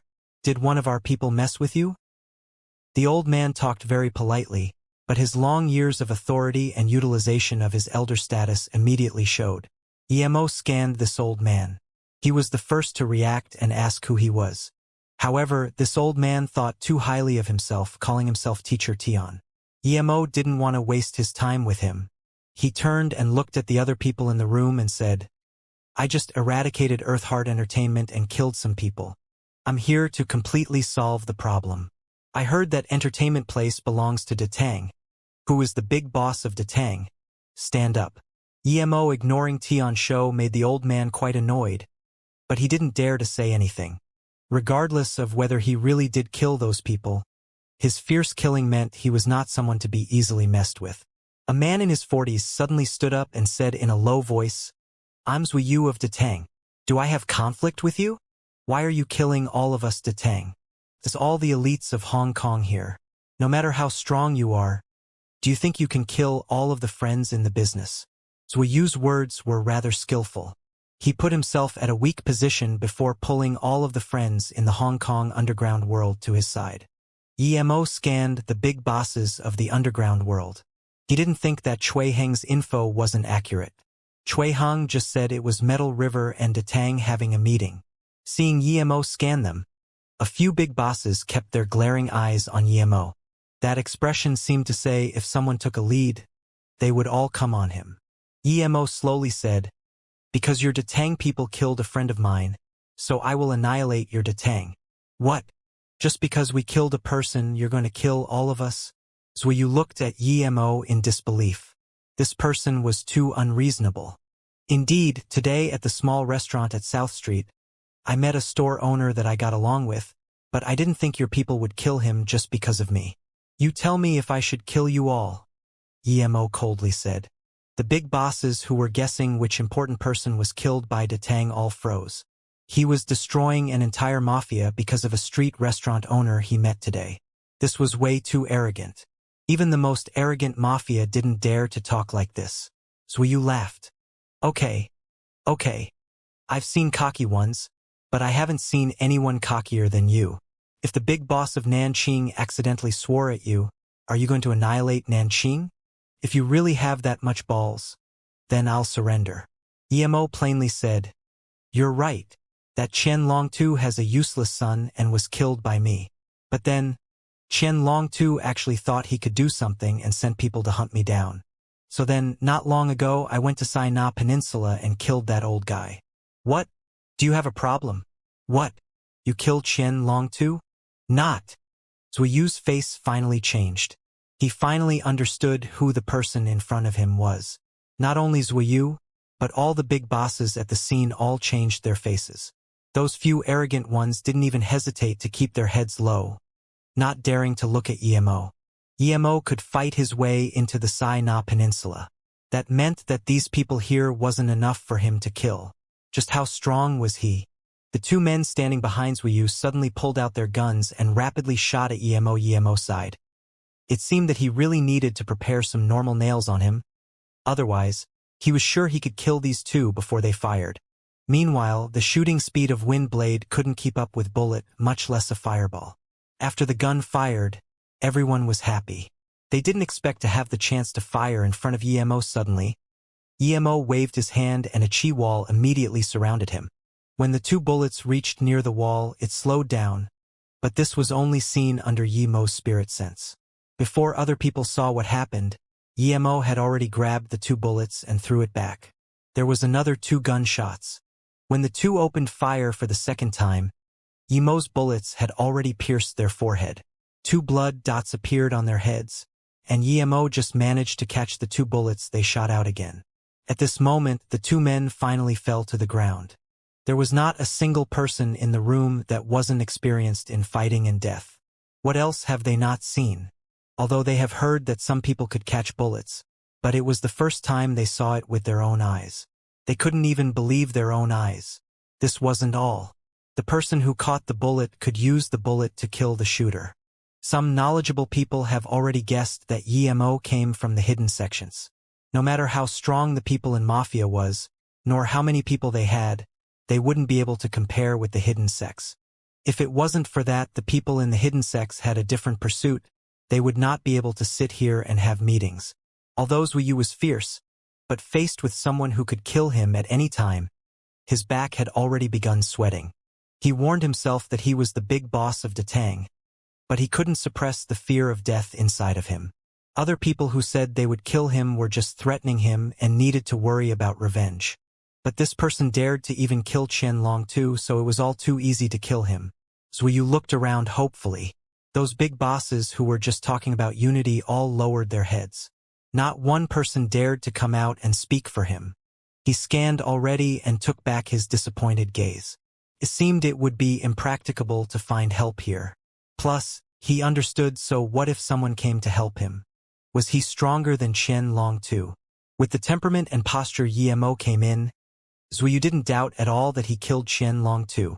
Friend, predecessor. Zhuiyu saluted with his fists.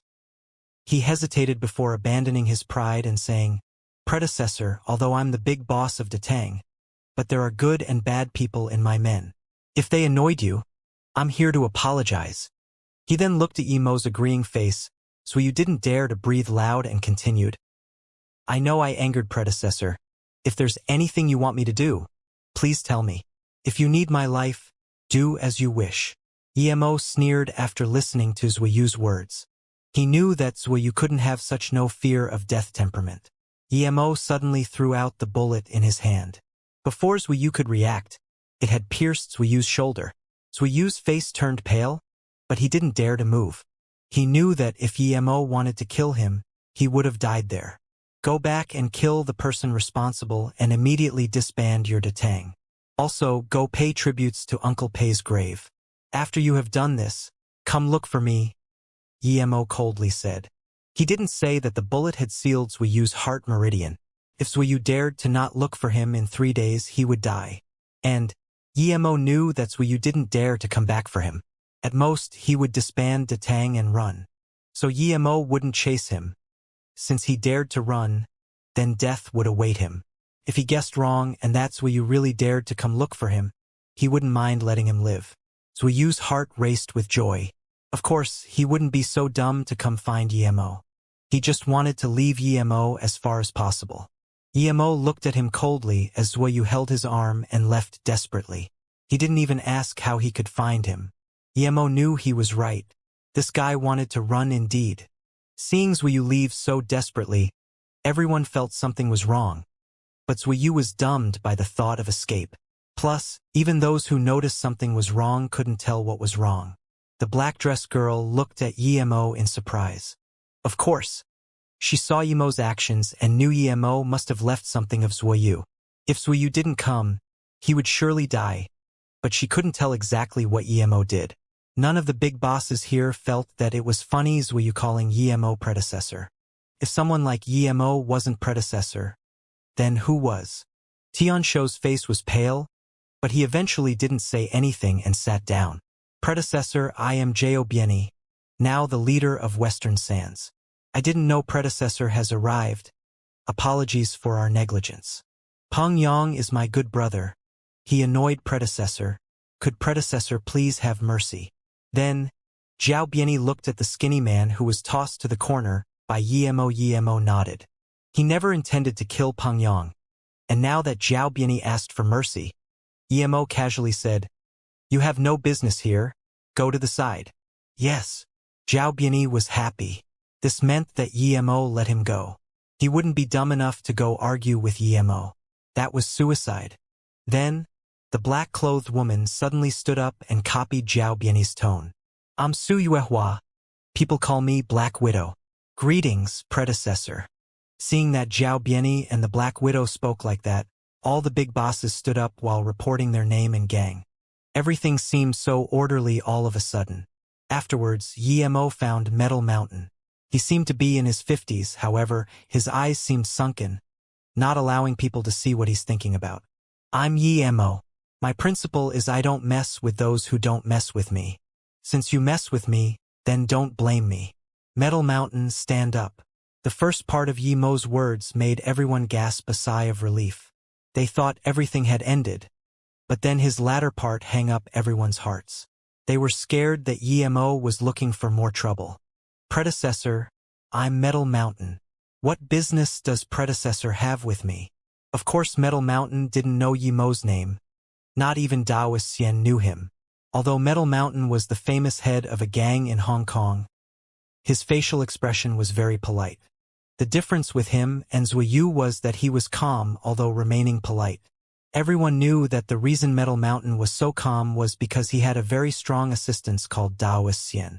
This was the reason he could be the leading power in the Hong Kong underworld. "Because your men have messed with me, I came here today just for you." Yimo could tell that Metal Mountain wasn't simple. His title was Metal Chains Crossing the River, and he did seem like a troublesome person. No wonder Wu Xueming was no match for him. "This is the first time I saw you, predecessor." "Who messed with you, predecessor?" Metal Mountain wasn't afraid as Zhao Bieni because he wasn't sure if Daoist Xian was killed. If Daoxian was here, he wouldn't be afraid of anyone. Even if Emo was very strong, he believed that Emo was no match for Daoxian. Emo could tell by Metal Mountain's expression that he had his hopes on Daoxian. He sneered before saying, "That Taoist is your man, right? His disciple stole a type of grass I planted, so he pissed me off. Oh, by the way, I've slaughtered both him and his 2 disciples. I've annihilated your metal river in Luotsang." Emo's words was like a huge hammer smashing into Metal Mountain's chest. Daoxian was killed, and this meant that his leading position would come to an end. Metal Mountain subconsciously looked at the big bosses around him and found that a few of them had a glaring beam in their eyes. His heart sunk. He now hated Daoxian's disciples to the bones. Why did they have to mess with this Emo? He didn't expect Emo was so strong that he could even kill Daoxian. Daoxian was a master who was 1 step away from Earth level. Seeing the sneer at the corner of Yemo's mouth, Metal Mountain shivered. He finally felt Suiyu's mood and no longer had his previous composure. He wiped the sweat from his forehead and immediately said, "Predecessor, I'll take you to Daoxian's place immediately. If the things are still untouched, it should be there." He knew that Daoxian's disciples brought some grass from the mainland, but he wouldn't even ask about these stuff at all. Now that Emo asked, of course he remembered. Lead the way. Emo's main purpose here was to get the silver heartgrass. From Metal Mountain's tone, he seemed to know where it was. He was glad and didn't want to waste time here. Seeing Emo and Metal Mountain walk out, the people in the room finally felt relieved. Emo was too horrific for them. He could no longer be threatened by any gang. Emo got the silver heartgrass very easily. He also found a piece of deep-sea buttonwood at Daoxian's place. This made Emo very excited and feel it was worth the trip. The deep-sea buttonwood was not only a good material for making defensive amulets, but could also be used in flying swords. Once a flying sword has deep-sea buttonwood inside it, its defensive attributes would greatly increase. After getting the things, Emo didn't kill Metal Mountain. Metal Mountain only had feud with Wuxia. Emo wouldn't bother himself with these. He had already done what Wuxia wanted him to do and even eradicated Metal River in Luotsang. And Emo knew that Metal River wouldn't be as stable as before. Perhaps Metal Mountain also knew, but that was none of Emo's business. Qingquan Wan, Half Mountain Mansion. The middle-aged man knocked the table and said, "Luo-chun, it's the 6th day today. That doctor still has no news." Luo-chun, who stood behind, respectfully said, "Boss, I've had people guarding the region. As soon as he reached near Qingquan Wan, we can find him. Mo Ping, if he still doesn't come by tomorrow, I will need to leave Hong Kong. It may be very hard for me to come out again. I will have to depend on you for Uncle Lee," the woman beside him said. That middle-aged man called Mo Ping had some anger flash across his eyes which disappeared very quickly. He turned and said, "Since Chong Wei says that, then of course do as you please, I don't dare to stop your things." But even so, that woman had seen it. She had a disregarding look at the corner of her mouth, but she didn't say anything.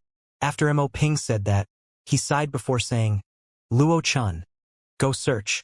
If there's news of that doctor, report back immediately." "Yes." Just when Luo-chun wanted to go out, a voice interrupted him and said, "No need. I have come." Mo Ping suddenly stood up and looked dazedly at Emo. After a while, he finally spoke, "You. I'm that online doctor, let's go see the patient." "I'm very busy," Emo blandly spoke. This place really wasn't simple. There were people guarding from the bottom to the waist of the mountain. He didn't know who the owner of this place was, but Emo was sure he wasn't in the underground world. Otherwise, that person should be at the meeting last night. At this moment, Chong Wei also stood up in shock. She studied Emo in confusion.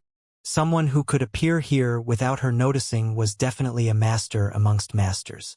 Emo then noticed this woman called Chong Wei. She was not yet 30 and had a sunflower seed-shaped face. Her faint makeup further portrayed her excellence. The only thing Emo didn't like was the lines of her eyes were too hard, making her appear less feminine. What made him surprised was that this woman was also a master. although she was a little worse than Daoist Xian, but she was definitely better than Wu Chong. "Who are you?"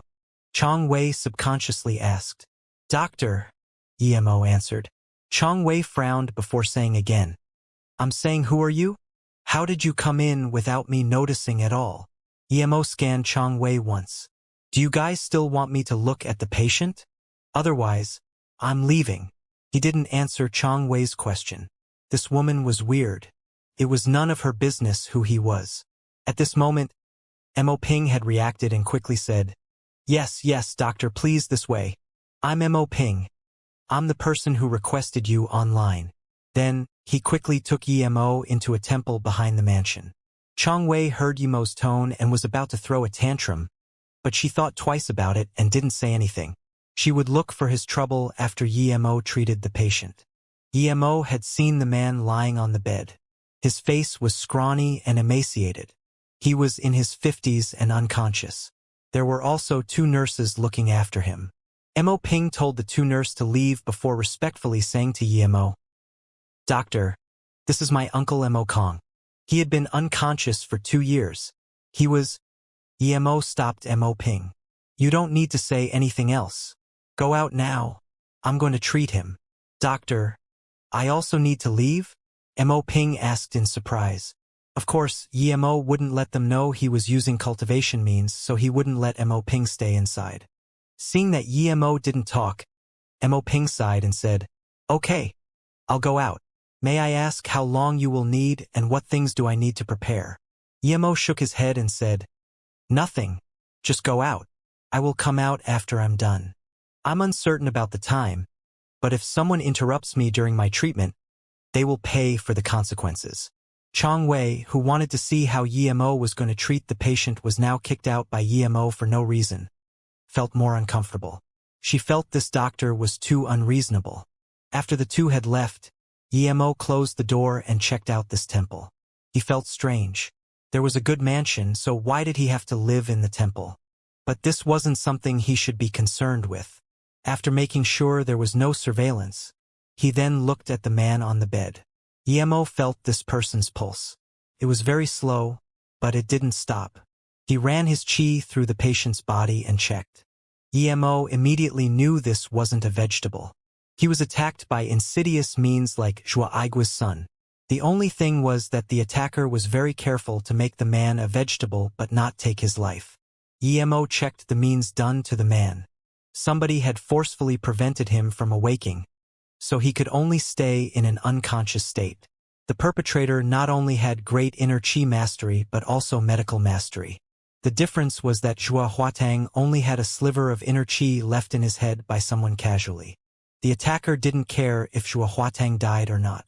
Meanwhile, for this patient, the inner chi was used intentionally to make the patient a vegetable. The technique was much more complex. Emo was sure that even the attacker wasn't sure if he could make the patient recover. If he wasn't a cultivator who had spirit sense and could use cultivation chi however he liked, then he also wouldn't be able to cure this person. Emo took out a set of needles and immediately pierced into the patient's chest and head. With the use of chi, the few nerves that were blocked by medicine and inner chi were recovered by his chi. Half an hour later, Emo took out the silver needles and sighed. He knew this person was fine. Although he was fine, Emo still had a few questions to ask these people. He knew that this person would wake up at most 10 minutes later. As expected, in less than 10 minutes, the man opened his eyes. When he saw Emo, he was confused and desperate, and wanted to sit up immediately. However, he sat on the bed for too long. Even after Emo treated him, he couldn't get up immediately. "Who are you?" the man asked on the bed. Emo said, "You have been unconscious for 2 years. I just woke you up." The man frowned as though thinking something, but soon, his face changed immediately and said, "Where am I? How can you save me?" Seeing his face, Emo knew he must have remembered something, so he could only say, "This is Qin Quan Wan, in a private property in Hong Kong. I'm a doctor requested by your nephew Mo Ping to treat you. He said you have been unconscious for more than 2 years. Hong Kong? Mo Ping? So I'm out. Who sent me out?" Suddenly, the man looked at Emo with uncertainty and said, "No way. You definitely won't be able to treat my disease. I know my disease, I know. The man's voice got lower and lower, at least revealing his melancholy and loss of hope. Emo frowned and said once again, I'm a doctor. I treat people and get paid. I don't need you to admit I treated you. Someone will pay me later. I will just ask you one thing. Who could use inner chi and medicine so perfectly to turn you into a vegetable? Of course, if you don't want to say, then never mind. And you're right, other than me, no one else can cure your disease. The man heard Yemo's words and looked at Yemo once again with uncertainty. You know my condition is artificial? You really saved me? Isn't? The man said and seemed to have thought of something. Yemo got up and was prepared to leave. Since the man didn't want to talk, he didn't want to talk too. He would get his money and leave. Wait, I'll tell you. The man suddenly stopped Yemo. Seeing Yemo stop, he continued. I was indeed harmed. Since this is Hong Kong Ching Quan Wan, then it should be fine. Is there anyone else other than Mo Ping? Emo replied. Another woman called Chong Wei and someone else called Luo Chen. What, she's also here? The patient exclaimed. Emo just wanted to know who did this to Mo Kong, but after hearing Mo Kang's words, he knew that Mo Kong also came from the hidden sections 23 years ago. Mo Kong was already a plutocrat of Hong Kong. It was that year that he met Xiao, who came for a rites of passage in the mortal world. Xiao was a member of the hidden family Xia. They had feeling for each other, so they secretly promised their love for each other for eternity. At the end of that year, Xiao needed to go back to her family to participate in the hidden sect tournament every 3 years. And she never came back. Mo Kong immediately wanted to go find Xiao. Although Xiao told him how to enter the hidden sects, he still couldn't find her. However, Mo Kong didn't give up.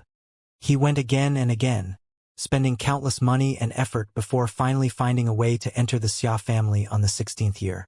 But when he found the Xia family, he discovered that Xiao had married someone else tens of years ago. He was extremely angry. He couldn't go out, but even if he could, he would find Xiao and ask him why she betrayed him. When she left, she was already pregnant. Mo Kong wanted to ask where that child was.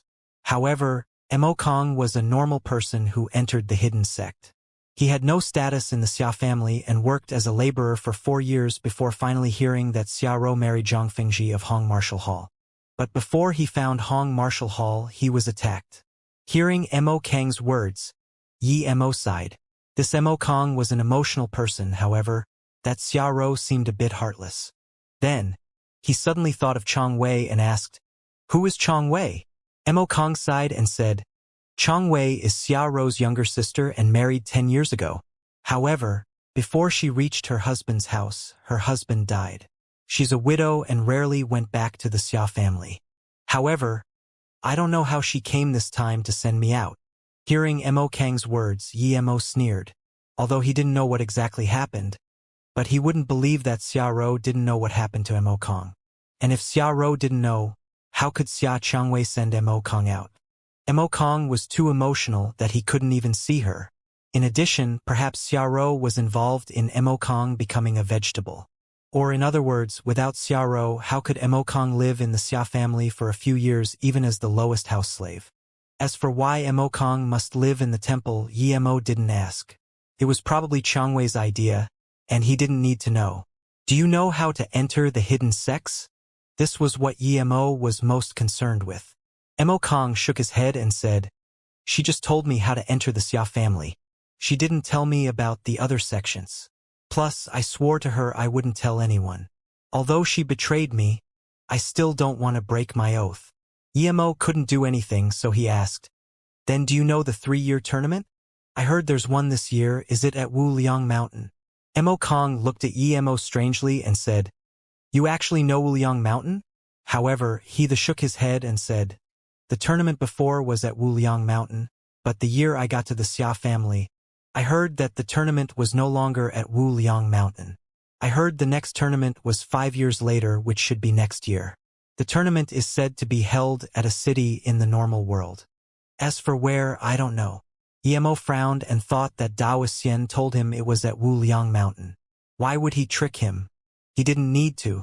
Seeing Yemo frown, Mo Kong said, "It is said that Wuliang Mountain is place hidden sects are gathered the most, and there are many powerful hidden sects there.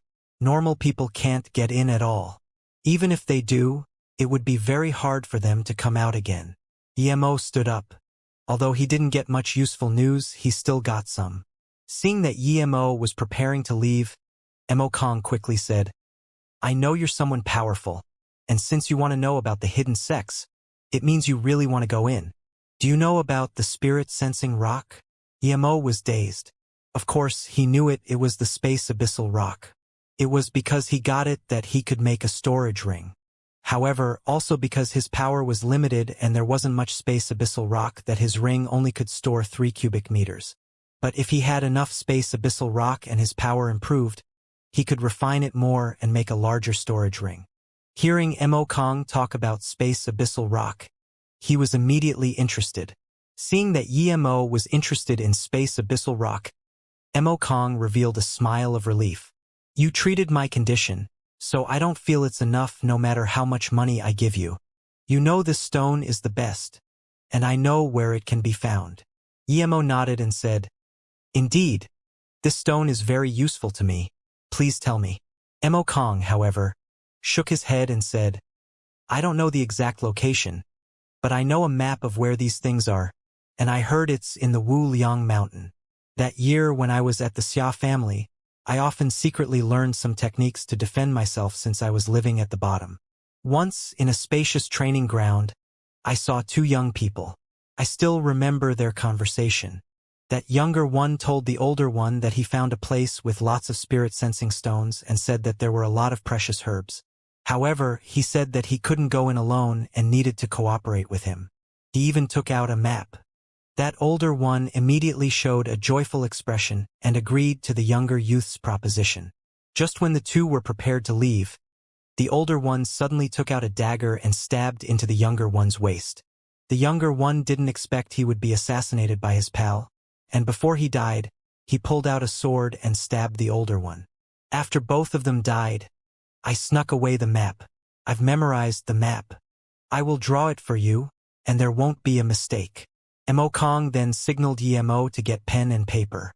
Yemo could tell from Mo Kang's expression that he didn't lie, so he casually took out a pen and paper in front of Mo Kong. Where did you get this from? There isn't any folding marks at all." Mo Kong looked at the paper in his hand and asked. Yemo smiled and didn't talk. Mo Kong immediately understood that he had his secrets, and so did other people. As such, he didn't talk anymore and carefully drew out what he remembered. Yemo looked at the map. It was in the middle of a cliff and did seem very hard to reach. However, if there were space abyssal rocks at that place, Yemo would be able to find it with his spirit sense. He carefully packed the map away and said, "Thank you very much, goodbye." Yemo waved his hand. "Brother Mo, although I cured your condition, but if what you say is true, then what I've earned big. I don't need you to walk me out, but I still need to remind you. That Changwei is Xiaorou's sister, right? I suggest you pretend you're unconscious until she leaves. Goodbye." Mo Kong was dazed at Yemo's back as he left while thinking what Yemo's words meant. Why did he tell him to hide from Changwei? Was this thing related to Changwei? Mo Kong found sudden enlightenment. Changwei was a woman from the hidden sects high above him. Why would she send him out? Even if it was convenient for her, there was no way unless someone told her to. Who could tell her to do that? Xiaorou? Or Zhang Fengji? Mo Kang's brains flashed as if he was about to grasp something but eventually missed that tiny piece. He suddenly felt Yemo was right. No matter what, he couldn't tell Changwei that he was awake. If Xiaorou requests Changwei to send him out, then she also knew that he couldn't be cured. Then why did she still get someone to send him out? If Zhang Fengji requested Changwei to do this, it meant that he had reached accordance with Xiaorou. That means he must not reveal he had woken up. Thinking about this, Mo Kong gradually understood. Although there were still many things he didn't understand, but one thing was certain, and that was Xiaorou quite possibly knew of his circumstance. That doctor obviously noticed it. He has such an intricate brain. Seeing Yemo walk out, Mo Ping, who was extremely worried. He rushed up and asked, "How is it, doctor? "How is my uncle?" Emo saw that Mo Ping had real care in his eyes. He helpless shook his head and said, "The situation is a bit difficult.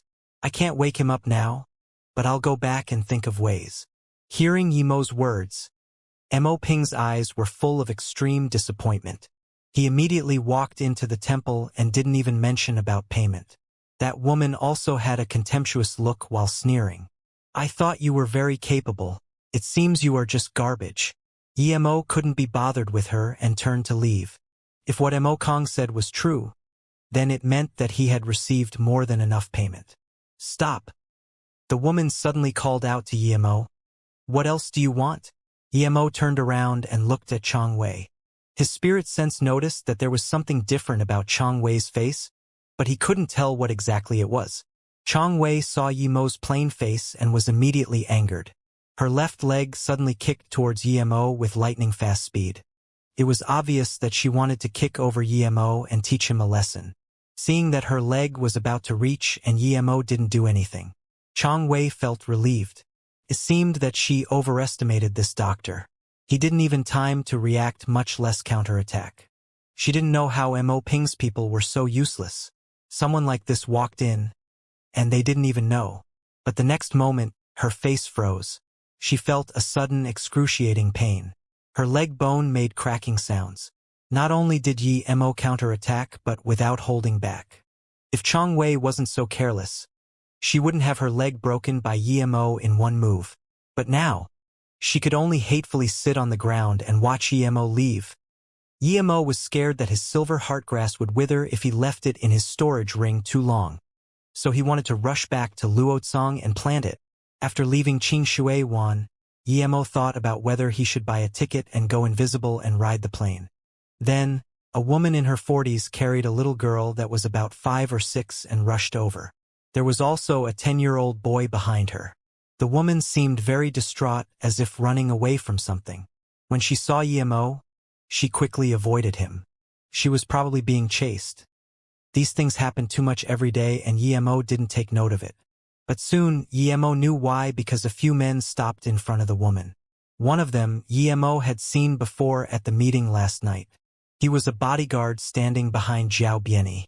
These people stopped the woman and reached out to grab the little girl in her hands. Mo smiled and thought of how he should buy a plane ticket. He waved to that bodyguard and said, "Hey you, the one wearing the gray shirt, come here." Only that bodyguard wearing the gray shirt was called. As for the surrounding people, they all shook their heads. This young man didn't want to live. That was a person from Western Sands. He dared to wave at them to come over. As expected, the gray shirt turned around fiercely and looked. His lackeys had surrounded Mo. "It's you." The gray shirt just said 2 words and his face immediately changed. He quickly ran to Mo and bowed. "Predecessor Mo, I didn't know it was you." Mo knew he would know him, so he coldly said, "Help me buy a ticket to Beijing." He could only go to Beijing first before changing to Luotsong. Then, Mo took out his identity and some money. The gray shirt respectfully took the identity but rejected Mo's money. "I'll do it right away. I have a lot of money here, no need for yours, predecessor.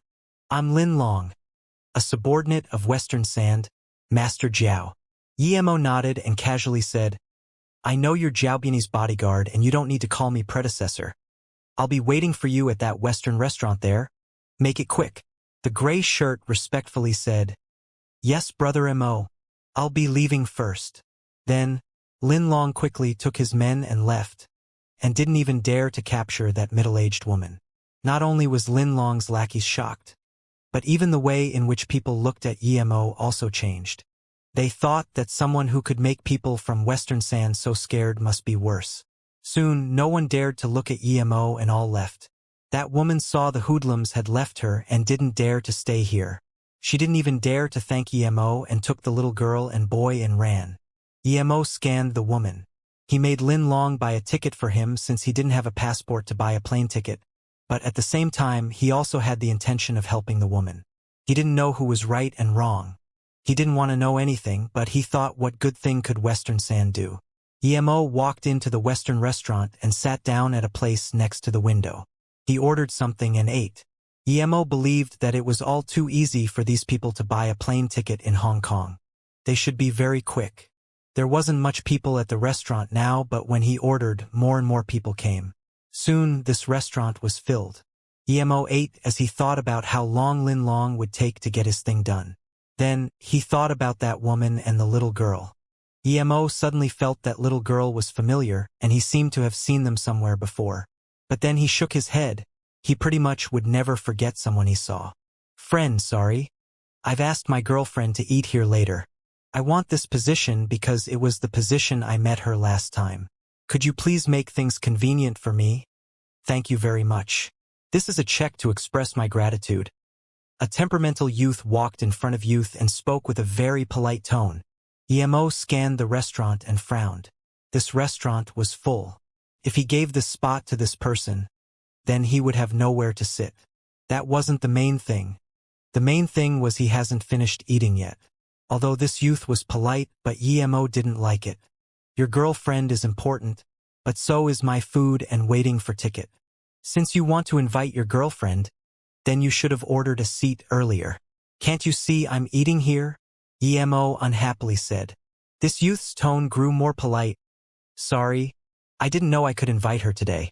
How about I'll give you some more? This meal is on me. It's no big deal giving it to you, but you need to wait after I finish. I should be done in about an hour. Emo estimated that to be the time for Lin Long to buy him the ticket. Hearing Emo's words, the youth's face grew bitter. Normally, most people would give over the seat after he said that. Some polite people would even wish him good luck. But the person in front of him was too obstinate. Seeing the youth's desperate face, Emo sighed and prepared to stand up and give him the seat. He was almost done anyways. It didn't matter if he stood outside waiting for Lin Long. At this moment, the youth's phone rang. He quickly picked up and said, "Quick, bring Ms. Bing here, at that Poland Street's Western cuisine." Yes, yes. Emo dazed, he finally remembered who that little girl was. He saw that girl in a picture at Yun Bing's house. Was she Yun Bing's child? But why was she at Hong Kong? He had never heard about Yun Bing talk about her past and never asked her about it. He didn't expect to see her daughter in Hong Kong. Now that he thought about it, she did seem quite similar to Yun Bing. Friend, move over please. My friend is almost here. How much money do you want? Name your price. This youth finally lost his patience. Emo's thought was interrupted once again and was very annoyed. He was prepared to give the seat over, but he was interrupted twice, so he told the waiter, "Give me another steak." You! The youth was finally triggered. He was being polite but didn't expect Emo to be so rude. I'll say it once again. It's not too late if you move aside now. I don't want to make things ugly. This youth no longer had that polite tone and threatened him. Emo was scared of threats the least. The Song family threatened him, and he killed 3 of their direct lineage. Nanqing threatened him, and Qian Longto's body is now cold. Now, he met another person who threatened him. Piss off. Emo was finally angry. This guy meant that it would be wrong of him if he didn't give over the seat. You? Great, you have balls. I want to see how long that can last. The youth picked up the phone. It seemed he was going to call people over. Gui, where do I sit? Before Emo spoke, a swan-like voice sounded. The girl who came was in her 20s, and her brows were lightly adorned. Her long lashes were like 2 small brushes, and her skin was very white. However, what caught Emo's attention the most was her voice. It was a bit like Tan Fei's, crisp and very pleasant. Ms. Bing, you're here. We'll sit here. I'll make this person give over the seat for us. This is the place we met for the first time. The youth who was just about to rage at Emo immediately smiled. Seeing that the seat wasn't ready, Ms. Bing girl casually said, "Then we'll find another seat. I still have things later." Hearing this, the youth was worried and walked in front of Emo and was about to warn him once again. He didn't want to show his ugly side in front of Ms. Bing. But before this youth spoke, a middle-aged man rushed in the door followed by 2 people. The man rushed in front of Emo and quickly took out a plane ticket and said, "Predecessor Emo, I've brought the plane ticket here. Do you have any other requests?" Emo raised his head. He didn't expect the person to be Zhao Bieni. This Western Sand big boss came personally just to give him a plane ticket. Emo took the plane ticket and his document before saying, "Thank you, Mr. Jia. Just don't call me predecessor from now on." "Yes, brother Mo." Of course, Zhao Biani knew how strong Emo was and didn't dare to say no. To him, it was a heavenly fortune to be able to help Emo. Gui already felt that Zhao Biani seemed like the big boss of Western Sand. Now that he heard Mr. Zhao and looked at the two people behind him, one of which was Lin Long, he immediately knew that the person who came was really the big boss of Western Sand, Zhao Biani. Gui was immediately scared pale. Although he had some power, but it was nothing compared to Zhao Biani. He didn't think the big boss of Western Sand would be so respectful to Emo and call him brother. Who was this young man sitting here and eating? Thinking about how he was threatening him before, no wonder he told him to piss off. Gui's back was already sweating. Gui quickly bowed in apology and stepped back. Although Emo had detested Gui a lot, he didn't want to be bothered with him. Although Zhao Biani noticed something, but since Emo didn't say anything, he couldn't really do much. "Sit. I have things to ask you," Emo said to Zhao Biani. "Yes, brother Mo." Zhao Biani was happy. It seemed Emo had some good impression of him. That girl didn't know who Zhao Biani was. She saw a middle-aged man call Emo brother and couldn't help to laugh. This scared Gui that he immediately pulled her trying to get her away. However, this girl suddenly yelled at Gui, "Gui, keep your hands off. Don't pull me." Hearing the girl's reproach, he carefully looked at Emo and didn't even dare to breathe loud. Then he actually turned and ran away. No matter how dumb the girl was, she knew that Emo was no ordinary person. She saw that even a young master like Gui was so scared of Emo. He was prepared to tell Emo to move before, but now, he didn't even care about her and just left. If it wasn't for the power of Gui's family and his decent character, the girl wouldn't come to the date. However, she didn't expect that the person who invited her would ran away before they even ate. Funny how she was still thinking of an excuse to leave later. Are you called Shering?" The girl didn't leave and studied Emo before asking in surprise. Zhao Biani cursed, hoping this garrulous girl would go away. He finally got close to Emo a little, and this retarded girl was talking nonsense. If it wasn't for Emo, he would have gotten people to throw her out. Emo looked at this girl in surprise. He thought that when he used the name Shering, he already used Qi to obfuscate the camera. How did this person know him? Only Yunbing knew he was Shering. Was this girl really related to Yunbing? Seeing Emo was shocked. This girl just sat straight down.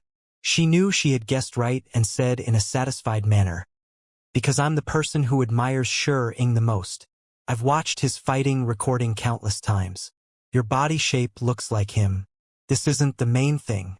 It's primarily because I'm really good at dealing with tapes.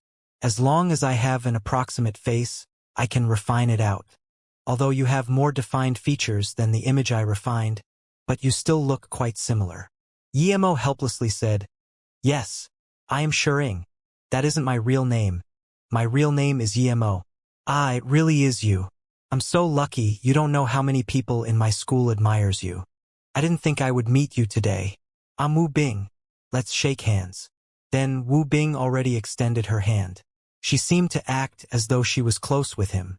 Emo could only shake hands with her. Zhao Biani almost looked at Wu Bing in jealousy. It was good being a girl, so easy to shake hands. He couldn't do the same as she did. Thinking about this, he felt depressed. He came specially just for Emo, but was interrupted by this girl who still hasn't stopped. Wu Bing's hand felt boneless. Emo thought of Luo Susu. When he hugged her before, he didn't notice it at the time due to the danger. But now, he remembered that Luo Susu's waist also felt boneless and was very comfortable. Seeing that Emo not letting her hands go, Wu Bing blushed and quickly pulled out her hands. Emo also noticed his impoliteness and awkwardly smiled. However, Zhao Biani understood it as Emo having a liking into younger girls. Since he now knew Emo had this fetish, he would make sure Emo was happy next time. Of course, Emo didn't know what the two were thinking. His face recovered and turned to Wu Bing and said, "Wu Bing, I have some things to discuss with Mr. Zhao. You may do as you wish." Seeing that Emo implied she should leave, although she still wanted to talk with Emo for a while. But she looked at Peng Yang and Lin Long behind her and seemed to realize she shouldn't stay here. She immediately stood up and said, "Brother Yi, you are my idol. Can you leave me your number?" After saying this, she saw Emo didn't reply, so she awkwardly said, "Brother Yi, don't worry. I won't call you on a whim.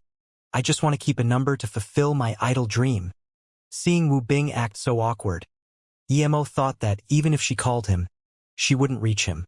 He kept his phone inside his ring so signal wouldn't even be able to travel inside. It didn't matter if she gave her his number. Emo took out his phone and said, "Tell me your number. I'll call you." However, he was surprised holding the phone. The phone Han Zixin gave him was too good. It has been so many days and there still was battery. Lovely. Wu Bing immediately told Emo her number and Emo called. After Wu Bing was satisfied, Zhao Bianyi then carefully asked, "Brother Mo, what orders do you have? As long as it's something I can do, I will try my best." Emo nodded and said, "Not long ago, I saw Lin Long chase after a woman and seemed to want to keep the girls. What's that about?" Hearing Yemo's words, Zhao Bianyi's face immediately changed. He thought Yemo wanted to praise him but didn't expect it to be this. If that woman and girl was related to Yemo, he would be dead. "What's that about?" Zhao Bianyi immediately looked at Lin Long seriously and asked. Seeing that Yemo still hadn't forgotten about this, Lin Long immediately started to sweat. He walked shakily in front and said, "Master Zhao, brother, it's because Old Song want him as his daughter. So, be clear." Zhao Bianyi couldn't care about other things.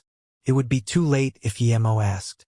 Yes, that girl was illegally brought to Hong Kong by an illegal immigrant, but because that person was out of money, he wanted to sell the girl. He met our people, but before the price was set, he accidentally let that girl run. That was originally the end to that, but because the girl looked adorable, so Lao Tsong wanted to take her in as a daughter. We didn't expect that girl to be taken away by a human trafficking woman. When we were chasing, we met brother. Lin Long didn't dare to hide and told the truth. Emo was 90% sure that girl was the girl he saw on the photo on Yun Bing's wall. He immediately said, "You guys go and bring the girl here immediately. I know her." Lin Long's heart sank, thinking it was over, but he nodded and turned to leave. "Brother Mo, this thing is because my people are ignorant, we didn't know." Zhao Bianyi didn't think this sort of thing would happen. He also felt depressed. He finally had some connection to Emo and didn't expect to anger him with another. Emo, however, waved his hand and said, "You are not to be blamed for this, just bring the girl here." Seeing Zhao Bianyi's worry, Emo asked, "Do you have power in mainland?" Zhao Bianyi quickly shook his head. "No, power is mainly focused in the hands of Metal River and Nanqing on the mainland. Our western sand is mainly situated in Hong Kong, but I heard Nanqing has been having inner turmoil. Many Nanqing power at the borders are being corroded by other powers." Nanqing is still in inner turmoil? Emo felt strange. After he killed Qian Longtu, he just left. Lang Ji should have been able to control Nanqing, otherwise, how could he send people to Beijing to discuss with the Yi family? Zhao Bianyi looked at Emo's expression and knew Emo didn't know about this. So he quickly said, "After Qianlong Tu was dead, Lang Ji controlled Nanqing in a very short time, but this balance was broken in a week. It is said that many old members of Nanqing didn't follow Lang Ji and ganged up on him. In the battle, Lang Ji was said to be heavily injured and now Nanqing is falling apart, but there is still no result." Emo finally knew that these series of things happened in Nanqing. He couldn't help but to feel regretful. If Lang Ji controlled Nanqing, then perhaps he could use Nanqing to do things for him. But this Lang Ji was too useless and couldn't even do that. He must say that Lin Long did things fast and found that girl again in less than an hour. Emo took a good look at the girl and was sure it was the girl he saw last time at Yun Bing's house. She did look very cute. The girl seemed to know she was in a bad situation and was scared. She wouldn't talk no matter what. Emo sighed. Such a smart girl. She actually knew she was at a disadvantage. "What's your name?" Emo asked. The girl bit her lips and didn't talk. Emo could only say, "I know your mom. Do you want me to take you to your mom?" "You're lying." This time, the girl's reply was quick and crisp. Emo smiled and said, I didn't lie to you. Your mother is called Yun Bing. She saved me once and is my teacher. If you trust me, I can take you to your mother. You really know my mother? I'm Ting Ting. If you can really take me to my mother, I will go with you. Obviously, the girl was believing what Emo was saying. This also meant that she knew about her mom's situation. Before Emo replied, the phone on the table suddenly rung. Ever since he got the phone from Han Zixin, he had never picked up a call and always kept it in his storage ring. Even if someone called, it wouldn't reach. He didn't expect that as soon as he took it out, someone would call him.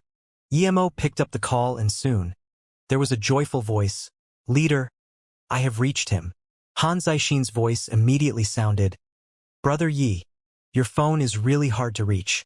Finally, I reached you today. Emo frowned. He was scared of Han Zixin looking for business with him, but now it came.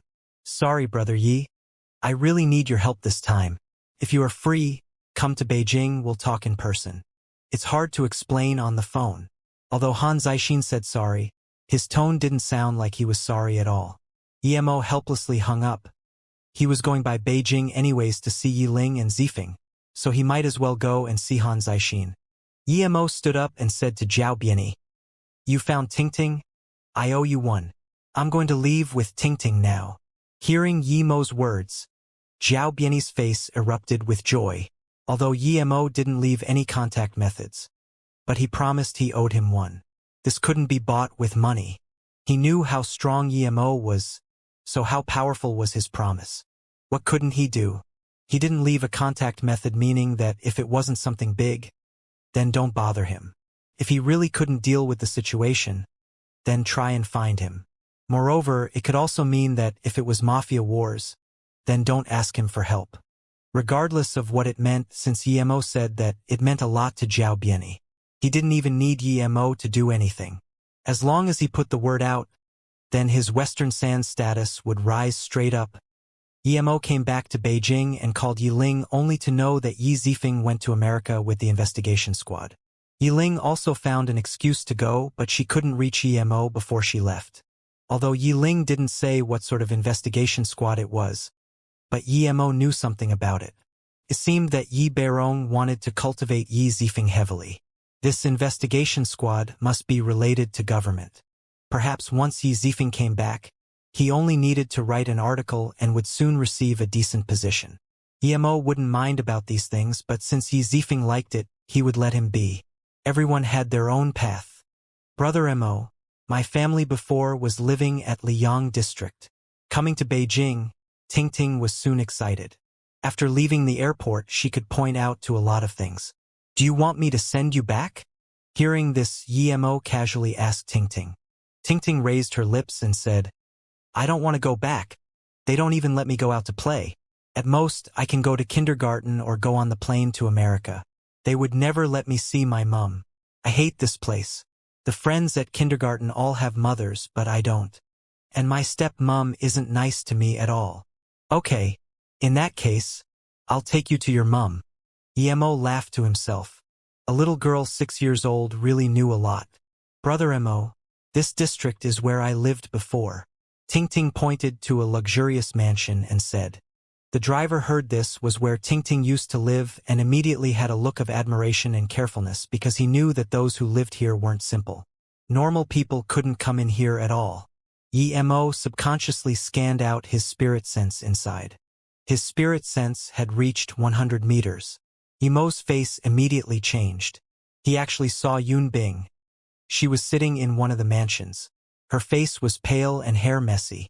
She just kept shaking her head while saying something. Her eyes were red. Driver, stop the car.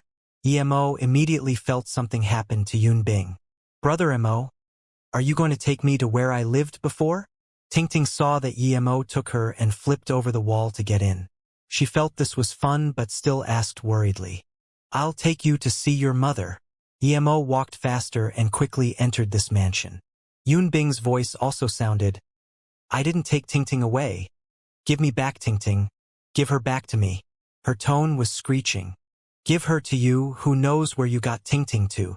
A young woman came up to Yun Bing and slapped her in the face. Yun Bing seemed to be dumbed. Seeing this palm come, she didn't even react. Emo suddenly appeared before Yun Bing and grabbed this hand. He twisted the hand and this woman was flung out away onto a distant corner. Emo didn't use much force and just threw the woman away. Emo, is that you? Yun Bing hadn't seen Tingting, who was let go by Emo. She just saw Emo and couldn't control her emotions. She fell into Yemo's arms and started crying. Emo looked awkwardly at Yun Bing in his arms. Yun Bing's soft body and mature smell reached into his arms. Okay, you slut, keeping other men, no wonder Tingting. The woman had woken up and saw Yun Bing in Yemo's arms and immediately screamed, but she just said half and saw Tingting standing at the side. She immediately stopped. Yun Bing also reacted. She remembered where this place was. This was the place she feared the most. She actually did that to Emo. If she wasn't terrified to a certain degree, she really wouldn't do that. Plus, she had been thinking about Emo a lot and Emo suddenly appeared in front of her. That's why she did that. The O family only needed a word and she was moved from Ninghai to Beijing by her own family. When her family brought her here, they left immediately, not caring about her life or death. Seeing Yun Bing get up, Emo finally felt relieved and said to Yun Bing, Yun, this is your daughter Tingting. After I found her, I was prepared to take her back to Ninghai, but I saw you here so I came. Yun Bing had forgotten to ask how Emo saw she was here and just stared straight at Tingting. After a while, tears started to cover her face. Tingting, is that you? Mummy really miss you. Mummy. Tingting also recognized that this messy-haired person was her mom and rushed into her arms. The two hugged and cried. Ever since Tingting was born, she barely spent time with Tingting, but the connected spirit between the mother and daughter couldn't be separated. Who are you? How dare you come into our O family? At this moment, a middle-aged man walked out. Emo sneered but didn't talk. He turned to Yun Bing and said, Mrs. Yun, since Tingting is fine, we'll take her and leave. After crying for a while, Yun Bing had came to her sense. She just realized what her situation was and terror showed in her eyes once again. Leave? Do you think you can come and leave our O family? This middle-aged man sneered again. As soon as he spoke, another youth with swollen eyes and an old man in his 50s came. The old man had a man in his 30s behind him. Emo could tell that that man was not bad. The swollen eyes youth looked at Emo before saying, Yun Bing, since my brother doesn't want you, marry me. As long as you marry me, I will help you with everything. Bastard. That old man swore. The youth didn't care and said, Didn't Big Brother already go to America? And I really like Yun Bing. The old man ignored the youth and looked at Yun Bing and Tingting before saying, Tingting, tell me, did this bad woman trick you away? You are the bad person. She's my mummy. Tingting immediately grabbed Yun Bing's hand. The old man ignored Tingting and turned to look at Emo. Although our O family isn't a big family in Beijing, but it isn't a place where someone can come and go as they please. Fongan, call Tanyi and see if we should send him straight to police or teach him a lesson first. Yes. The man behind the old man immediately took out a phone. Emo sneered. Emo can go wherever I want. There's no one who can stop me. Even if your O family is one of the 5 big families. Emo can come and go as I please, much less when you're not. What can you do? You're saying you are Emo? The Emo of Beijing Yi family? That Emo who made Yi Beirong send away his 2 sons. The old man didn't continue, but he was already sure that this Emo was indeed that Emo. If he really was that abandoned son of the Yi family, then that meant he was the person even the Song family didn't dare to mess with him, much less his O family that was lesser than the Song family. This Emo had killed more than a few of the Song family's people. Last week, the moment before Song Xiaoqian died, he said he understood. No one knew what he understood, but everyone speculated that it should be related to Emo. Even though everyone in the Song family knew that Song Xiaoqian was killed by Emo, still no one dared to find Emo. The Song family didn't even dare to touch Emo, so Emo wasn't bluffing at all when he said he wasn't afraid of the O family. Although this old man didn't know why the Song family was so scared of Emo, But he knew that although the leader of the Song family Song Qiming was careful, there was no way that he would give up revenge on the person who killed his son. So, there must be scarier things about Yimo that Jinlong, didn't know. Jinlong's face looked bad. It wasn't that he didn't want Yimo to leave, but that he regretted what he said just then. Why didn't he investigate Yimo and at least know what he looked like? Although he was sure that the O family wouldn't be afraid of Yimo, he didn't want to have to fight Yimo first and let other people get the advantage. If Jinling could realize this problem, so could that middle-aged man. A slightly famous family in Beijing would have heard of Yimo's name. Before Yimo appeared in Beijing, there were the 6 most cocky young masters. They were very cocky, but since Yimo appeared in Beijing, one of them has been sent away, and one was killed. The remaining 4 were all sent away by their family for fear of meeting Yimo. But now, the O family sent their young master to America, but Yimo found them. Very cocky are you? I'll kick you to death. That bulging-eyed youth saw Yun Bing hide fearfully behind Yimo and was very angry. Why didn't she hide behind him? He finally couldn't resist it after hearing Yimo's words and kicked to Yimo. It was too late now for Jinlong to stop him now. Yimo looked at this youth coldly and also kicked back. Yimo's leg landed on the youth's knee. There was a teeth-rubbing sound and Yimo's feet continued as it landed on the youth's chest. The youth was kicked out many meters away until he crashed on the wall and fell down. Blood spewed out of his mouth and one leg was obviously broken by Yimo. Jinling had an anticipation of Yimo's cockiness but didn't expect it to be of this degree. Kicking his grandson like that in front of him. If Yimo used a little more force, someone would have died. Yun Bing was scared witless. Yimo actually kicked the direct grandson of Jinling half dead and even broke his kneecaps. How could she not be scared? She just thought about what should we do now. Yimo got into a feud with the O family because of her. She could only try to think of ways for Yimo to get away as far as possible. However, what made Yun Bing more confused was that Jinlong actually didn't go on a tantrum. He just said "you" in extreme fury and stopped. Yimo sneered. What about me? Very cocky? You're right, I'm cocky to you. I'm going now. Is there someone going to stop me? Jinlong's face was green with anger. Although his O family wasn't one of the 5 big families of Beijing.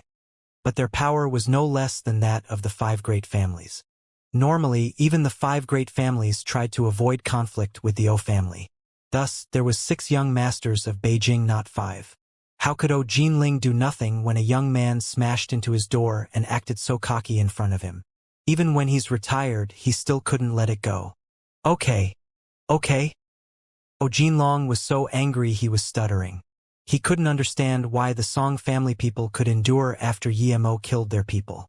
Yimo didn't kill his people, but he could no longer endure it. If the Song family could even endure that, it seemed that they were really on the downfall. Yimo sneered and looked at Jinlong. You're welcome to find your revenge, but don't blame me if you don't return. I hate people who threaten me. I'll give you a chance to exact revenge now. And old thing, I'm warning you. If you dare to touch one of Yun Bing's hair next time, I will annihilate the O family. I'm going. I'll be waiting for you to come for me. Then Yimo took Yun Bing and Tingting and just left. He couldn't even be bothered to look at Jinlong, who was shaking with fury. Jinling breathed heavily and almost fainted. After a while, he finally recovered with people patting his back. The first thing he said when he woke up was, "No matter the cost, we will send this punk to hell.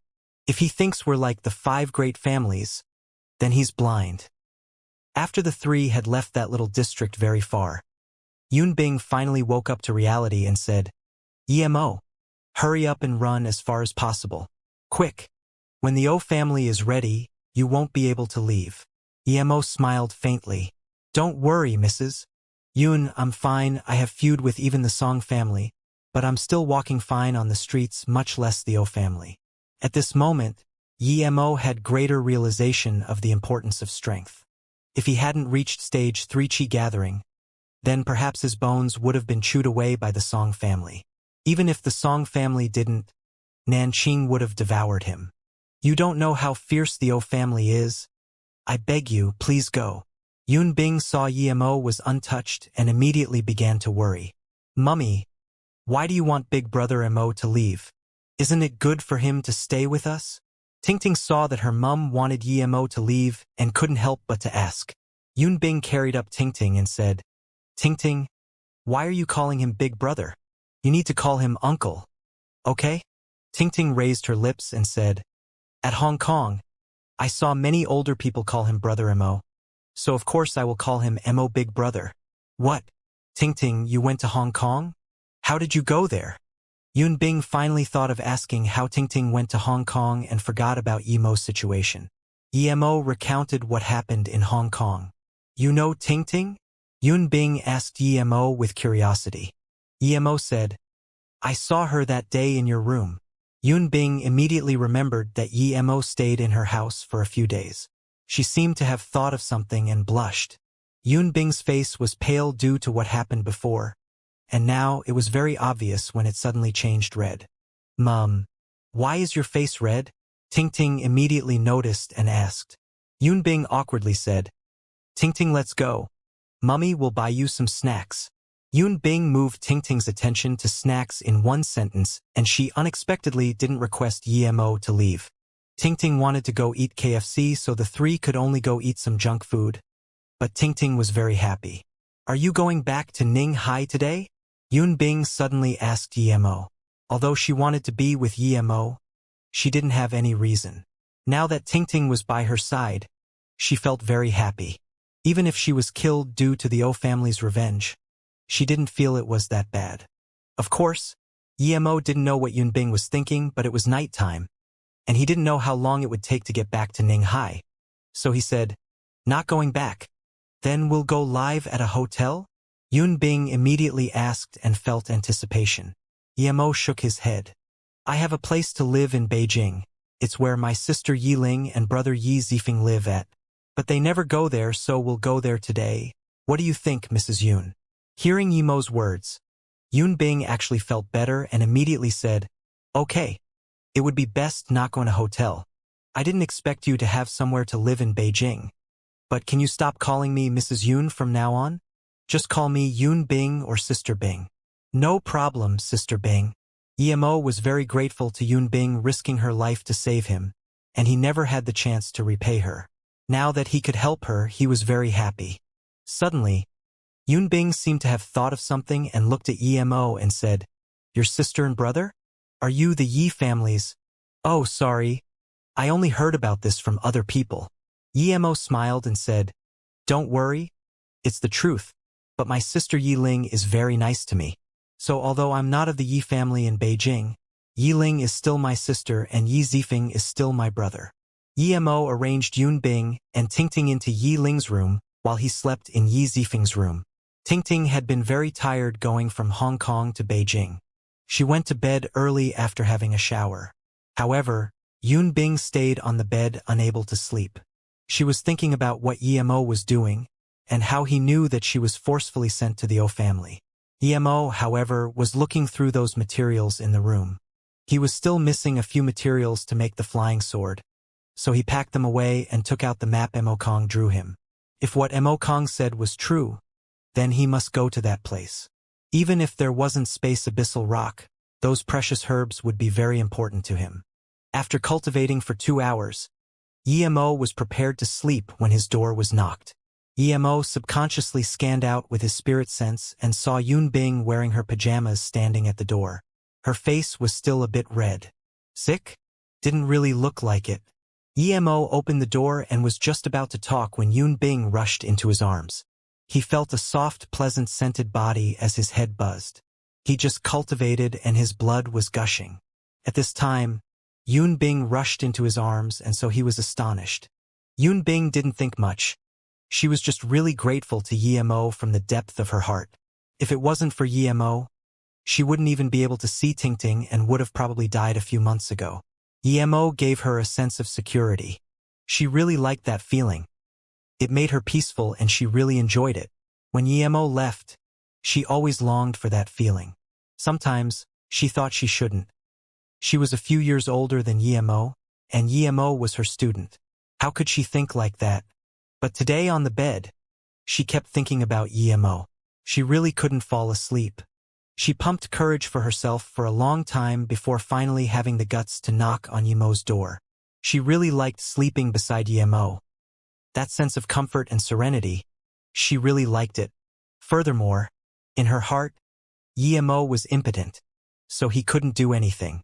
Even if she slept by Yimo, Yimo wouldn't do anything to her. When Yimo treated Ning Qingxue and saw her busty white chest, he was also a bit itchy at heart. He hugged Luo Susu, and Lu Susu even kissed him when he was unconscious. Although it wasn't intentional, his heart still rippled after thinking about it. But no matter what, he had never felt such a hot sensation like now. Yun Bing was like a ball of fire, a soft ball that gradually surrounded him. He just finished cultivation and this soft heat latched onto him, making him unable to hold on. He never had sex, but it didn't mean he didn't know about it. His body immediately started to react. The moment Yun Bing hugged Yimo closely, she was so comfortable she almost moaned. After a long time, she could finally fall asleep in Yimo's arms. Even if the O family took revenge on them tomorrow, at least she had a great night. But Yun Bing immediately felt something was wrong. She felt a hot, sturdy rod against her stomach. What was it? She subconsciously grabbed it. Oh! She immediately reacted. Before she was fully aware of what happened, she was so scared she ran out of the room and went into her own. She closed the door and breathed heavily. Yimo's body wasn't what she thought it was. He was very normal. After a long time, Yun Bing asked herself, why did she run? She went over there, meaning that she wouldn't mind it. Yun Bing understood that the reason she had the guts to knock on Yimo's door was because she knew Yimo couldn't do that. But the reality was the opposite. Not only could Yimo do that, he was also very sturdy and healthy. At least she grabbed it with her own hands, and it was really... Yun Bing felt her face was hot and started to regret. She should have stayed. She suddenly really wanted it, but she had the courage to go to Yimo's room because she didn't think about it. Now that she thought about it and knew that Yimo could do it, she no longer had the courage to go over. She suddenly really hoped Yimo would come and call her over and she would immediately go. She felt her face was burning and heart pumping fast. For 28 years, she never had such thoughts and strong desires. After a long time, Yimo didn't call her and her heart gradually cooled. She suddenly felt ashamed for having such thought. She felt she was trying to entice Yimo. Yimo didn't expect Yun Bing to scream and run after finding out that he was normal and felt a little awkward. He understood why Yun Bing came. Although Yimo was aroused by Yun Bing just then, he was a cultivator. After a few spirit-cleansing chants, he suppressed his fire. Yimo laid on the bed reminiscing Yun Bing. Her body was very soft and bouncy. He had seen her nude before but never like today with fire and desperation. He remembered that Tian-He.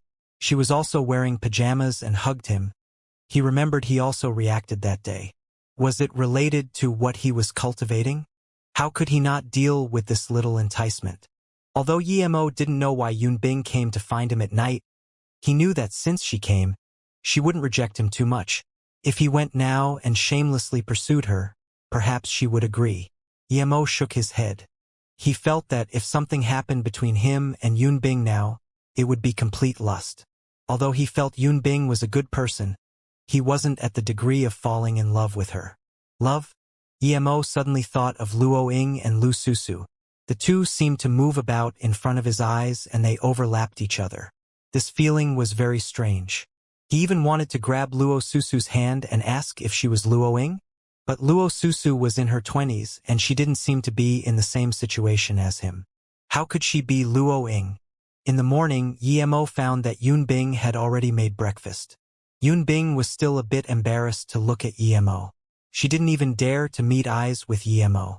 However, Yimo didn't care. He ate breakfast and played with Tingting for a while before saying, "Sister Bing, I'm going out to do something and going back to Luotsong in the afternoon. Are you still going back to Ninghai? You live at Luotsong now?" Yun Bing suddenly remembered she hadn't asked where Yimo lived at now. Although she knew that the O family probably feared Yimo a little, but Yimo lived at Luotsong and she lived at Ninghai. The O family couldn't deal with Yimo, but they could do something to her and Tingting. "I'm living at Luotsong now, but..." Yemo saw the worry in Yunbing's eyes and thought for a while before saying, "Don't worry about the O family. I will remove this threat for you." Yemo's phone couldn't be reached again. Just when Han Zixin was worried, he received news that Yemo came to Beijing and caused some trouble at the O family. Han Zixin's eyes brightened up. He was just thinking about how to make Yemo submit himself, but now Yemo went to start trouble with the O family. This Yemo was a restless one. "Brother Han, are you thinking of some nasty idea again? Making me do free labor?"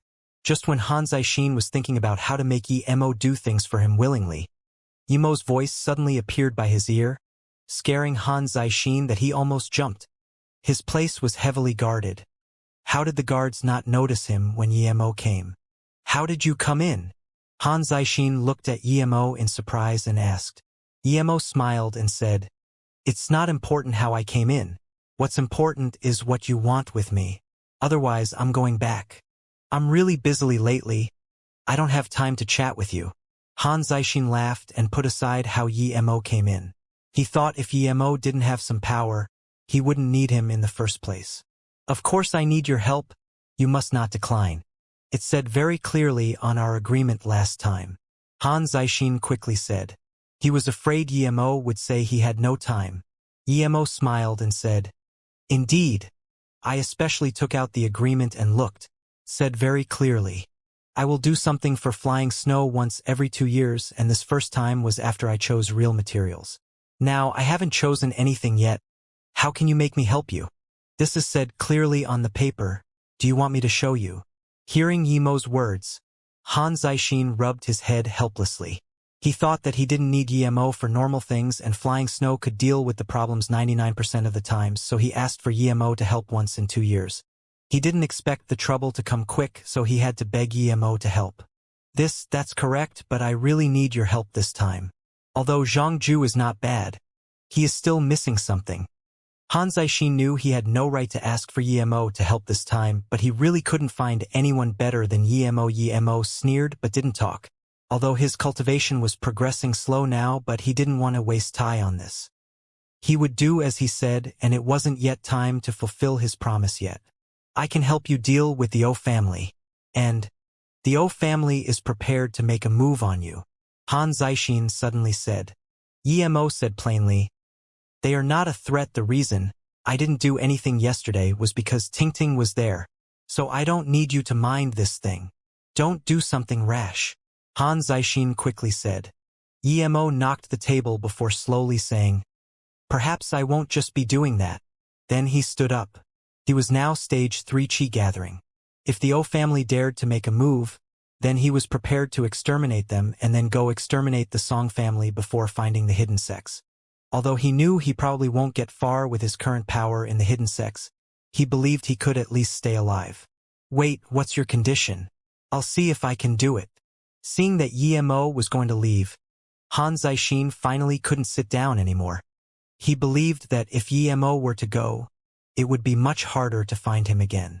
Yemo smiled, thinking he fell for it. He turned around and looked at Han Zixin. "The girl behind you last time was your granddaughter?" Han Zixin thought, "Does he have an interest in her?" He felt joyful but pretended to be angry and said, "Don't think about my granddaughter. She's not ordinary. Normal people can't even begin to think about her. Although you are not bad. But I think, it's still a bit hard." Han Zixin knew that it was hard to find a person in the mortal world to marry her, but he really admired Yemo's abilities. If he really did like his granddaughter, then he wouldn't mind helping him. Yemo said once again, "Elder Han, you're thinking too much. Your granddaughter is so excellent. How do I dare to think about her? Plus, I already have someone I like. Don't worry about it, Elder Han." "Then what do you mean?" Han Zixin asked annoyedly. Yemo said, "If I guessed right, your daughter is from the hidden sex, right? My first condition is simple, that is, after I've done what you want, your granddaughter will lead me into the hidden sections. As long as I go in, she doesn't need to do anything else. Keep dreaming." Han Yen with an ice-cold face walked in. She was hiding behind the door while listening to Yemo's request.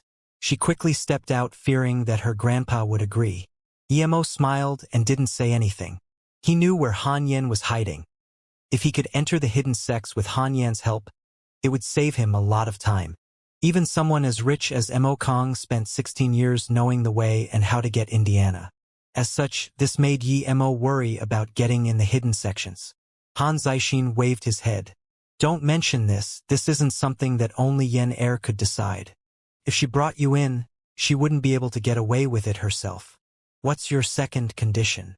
Mo shook his head and said, since we can't even agree on the first, there's no use talking about the second. Han Zixin's mouth spasmed, thinking that this guy really stood firm. He turned and said to Han Yan, bring that ore and show him. Hearing about ore, Mo's ear moved and immediately focused his attention.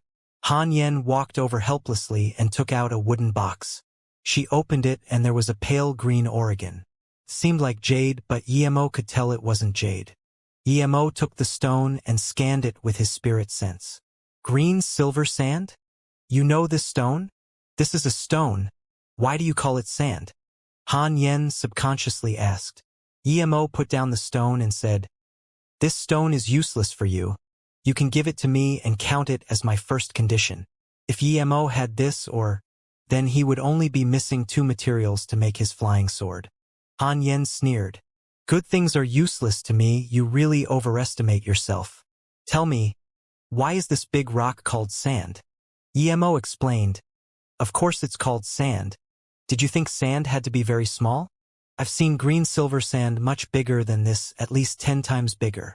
Han Yan had a look of disbelief. This guy really knew how to bluff. If Grandpa didn't value him so much, she would teach him a lesson. Although he was not bad, but he should probably be a far cry from her. But Grandpa had to say she couldn't do this alone and needed Mo's help. Han Zixin laughed and said, okay, this is yours. Let's hear your second condition. Mo spoke. The second condition is of course to kick the O family out of the Beijing upper class. If you can't even do this, then I'd rather not have your green silver sand. It was impossible not to take the green silver sand. Mo wanted to see how powerful Han Zixin was. If it wasn't enough, then he would do it himself. The O family was scarier than the Song family. Mo could tell from O Jinlong's arrogant expression. The Song family didn't dare to touch his family before something happened to him, but the O family dared to do so. Yi Ling and Yi Zifeng were still at Beijing. Han Zixin thought for a while before saying, O family is nothing to worry about. However, they have one in the politics and one in martial arts. Tanya, don't worry about him. Although he has a pretty high position, but he has done too much illegal things. The reason we haven't brought him down is because of the other person in the O family. He's called O Tanhu. He is a madman. He came from the hidden sects and isn't the least bit reasonable. Even we can't do anything about him. After he murders, he will escape to the hidden sects and come back after a while. We don't know why he can come and go out of the hidden sections. That time in Beijing. Never mind, let's not talk about this. I presume he might even be stronger than you. Not even Yen Er is a match for him. So before something happens to O Tanhu, I wouldn't touch the O family, but I can help you resolve the issue. Mo sneered and said, no need. I'll deal with it myself. I'm genuinely trying to warn you, although you're not bad, but I feel you're not as strong as O Tanhu. Once you completely piss them off and O Tanhu is involved, then that would be a certain death situation, Han Zixin worriedly said. Mo didn't reply Han Zixin and said to himself, I need to go back to Luotsong once. Didn't you say you agreed to help me once? Why are you going back to Luotsong now? I haven't told you what I need help with, Han Zixin quickly said. Mo thought that if he went back to Luotsong and this O Tanhu did things without thinking consequences, then it would be really bad. Although he was like that too sometimes, he still had his sense. He did everything with a purpose. However, he heard this O Tanhu was a madman. After he did those crazy things, there would be no use even if he killed him. Thinking about this, Mo said, you should know where I used to live in Ninghai, right? This I know. Han Zixin's old face blushed. He had done his research on Mo. He even knew that Mo was the masqueraded Shi-Ing at Ninghai. Mo also knew that Han Zixin would definitely investigate him, but he didn't mind it. He said, Send someone to come get some grass with me and help me plant it in my flower pot at where I live in Ninghai. Oh, and tell Su Wei that I planted it and ask her to help me look after it for a few days. Of course. Han Zixin agreed without hesitation. Okay. I'll be going first. Prepare to deal with the O family. Don't make me do it. If I do it, it won't be in the way you want. I will deal with Otanhu. After I'm done with the O family, then you tell me what I need to do. Emo turned and left, of course, not forgetting about the green silver sand. Seeing Emo was still adamant on taking on the O family and even Otanhu after his persuasion, Han Zixin wanted to say something but eventually didn't. Grandpa, do you want me to help him? Han Yen knew Otanhu wasn't someone easy to deal with. Han Zixin shook his head and said, if he really could finish Otanhu, then I'll take this opportunity to remove the O family. But if he isn't a match for Otanhu and still goes to fight him ignoring my persuasion, then there's no benefit in him participating in this. Could only mean that I picked the wrong person. A person so impulsive cannot take this mission of mine. But Grandpa, I feel that Emo is a very impulsive person, Han Yen said. Han Zixin shook his head. Not necessarily, although Emo is impulsive, he doesn't seem to be that impulsive. Plus, this time, the O family has decided to make a move on Emo, but I just haven't told him yet. I wanted to use this mission to draw him away from Beijing to escape Otanhu, but he insists on fighting, so we'll see how strong he really is. Grandpa, what if he really could kill Otanhu? Han Yen suddenly felt that Emo wasn't that simple. From how she didn't realize he got in the door today, she realized that she couldn't completely read him. If Otanhu really is no match for Emo, then things would be good. Some things really need to be managed. Hidden sects, they are a hidden calamity. Although they don't come out to fight for power, but the occasional one or two who comes out can immediately upset the balance. Han Zixin sighed. After a long while, Han Zixin stood up again and said, no matter if Emo can succeed, we must prepare. Yen I'm going out. Once Emo comes back again, it would mean that he has finished Otanhu. Then you can tell him the thing. If he didn't, then never mind. Emo returned home, but Yun Bing wasn't there. After he gave the grass to the person Han Zixin sent, he was prepared to call Yun Bing when the door opened by itself. At the door stood a sturdy man in his 30s. His hair was long and his forehead was broad. If it wasn't for that triangular-shaped eyes, he would look quite majestic. But that triangular eyes ruined the overall image and made him seem violent. You got balls. How dare you go on a rampage at my O family? Although the man's voice was low, it had this sharpness in its tone that made people feel uncomfortable. Emo stopped what he was doing and looked at the man before calmly saying, you are Otanhu? Not bad. The O family acted quite fast. Indeed, I'm Otanhu. Young man, you have balls, but if you think the O family is a sissy like the Song family, then you just wait and die. 21 years ago, there was a big family that was no lesser than the current 5 big families. Do you know how they disappeared? Indeed, you got it, my Xiong and I killed them in one night regardless of old and young. It seems it's your Yi family this time. Don't worry, I will make it clean. At most, I'll just hide for another few years. Otanhu seemed to be smiling, but his cold tone didn't have the slightest feeling of a smile. Emo's eyes frowned, thinking this person was so sinister. Even he didn't plan on killing the entire Song family. At most, he would the main members and kick them out of Beijing. No matter what, Emo was not planning to let this man go. He was too cruel, and that Xiong he mentioned was also very evil. Once in conflict with these type of people, one must kill them immediately or there would be unfathomable consequences. You just got here? Emo suddenly thought of Yun Bing.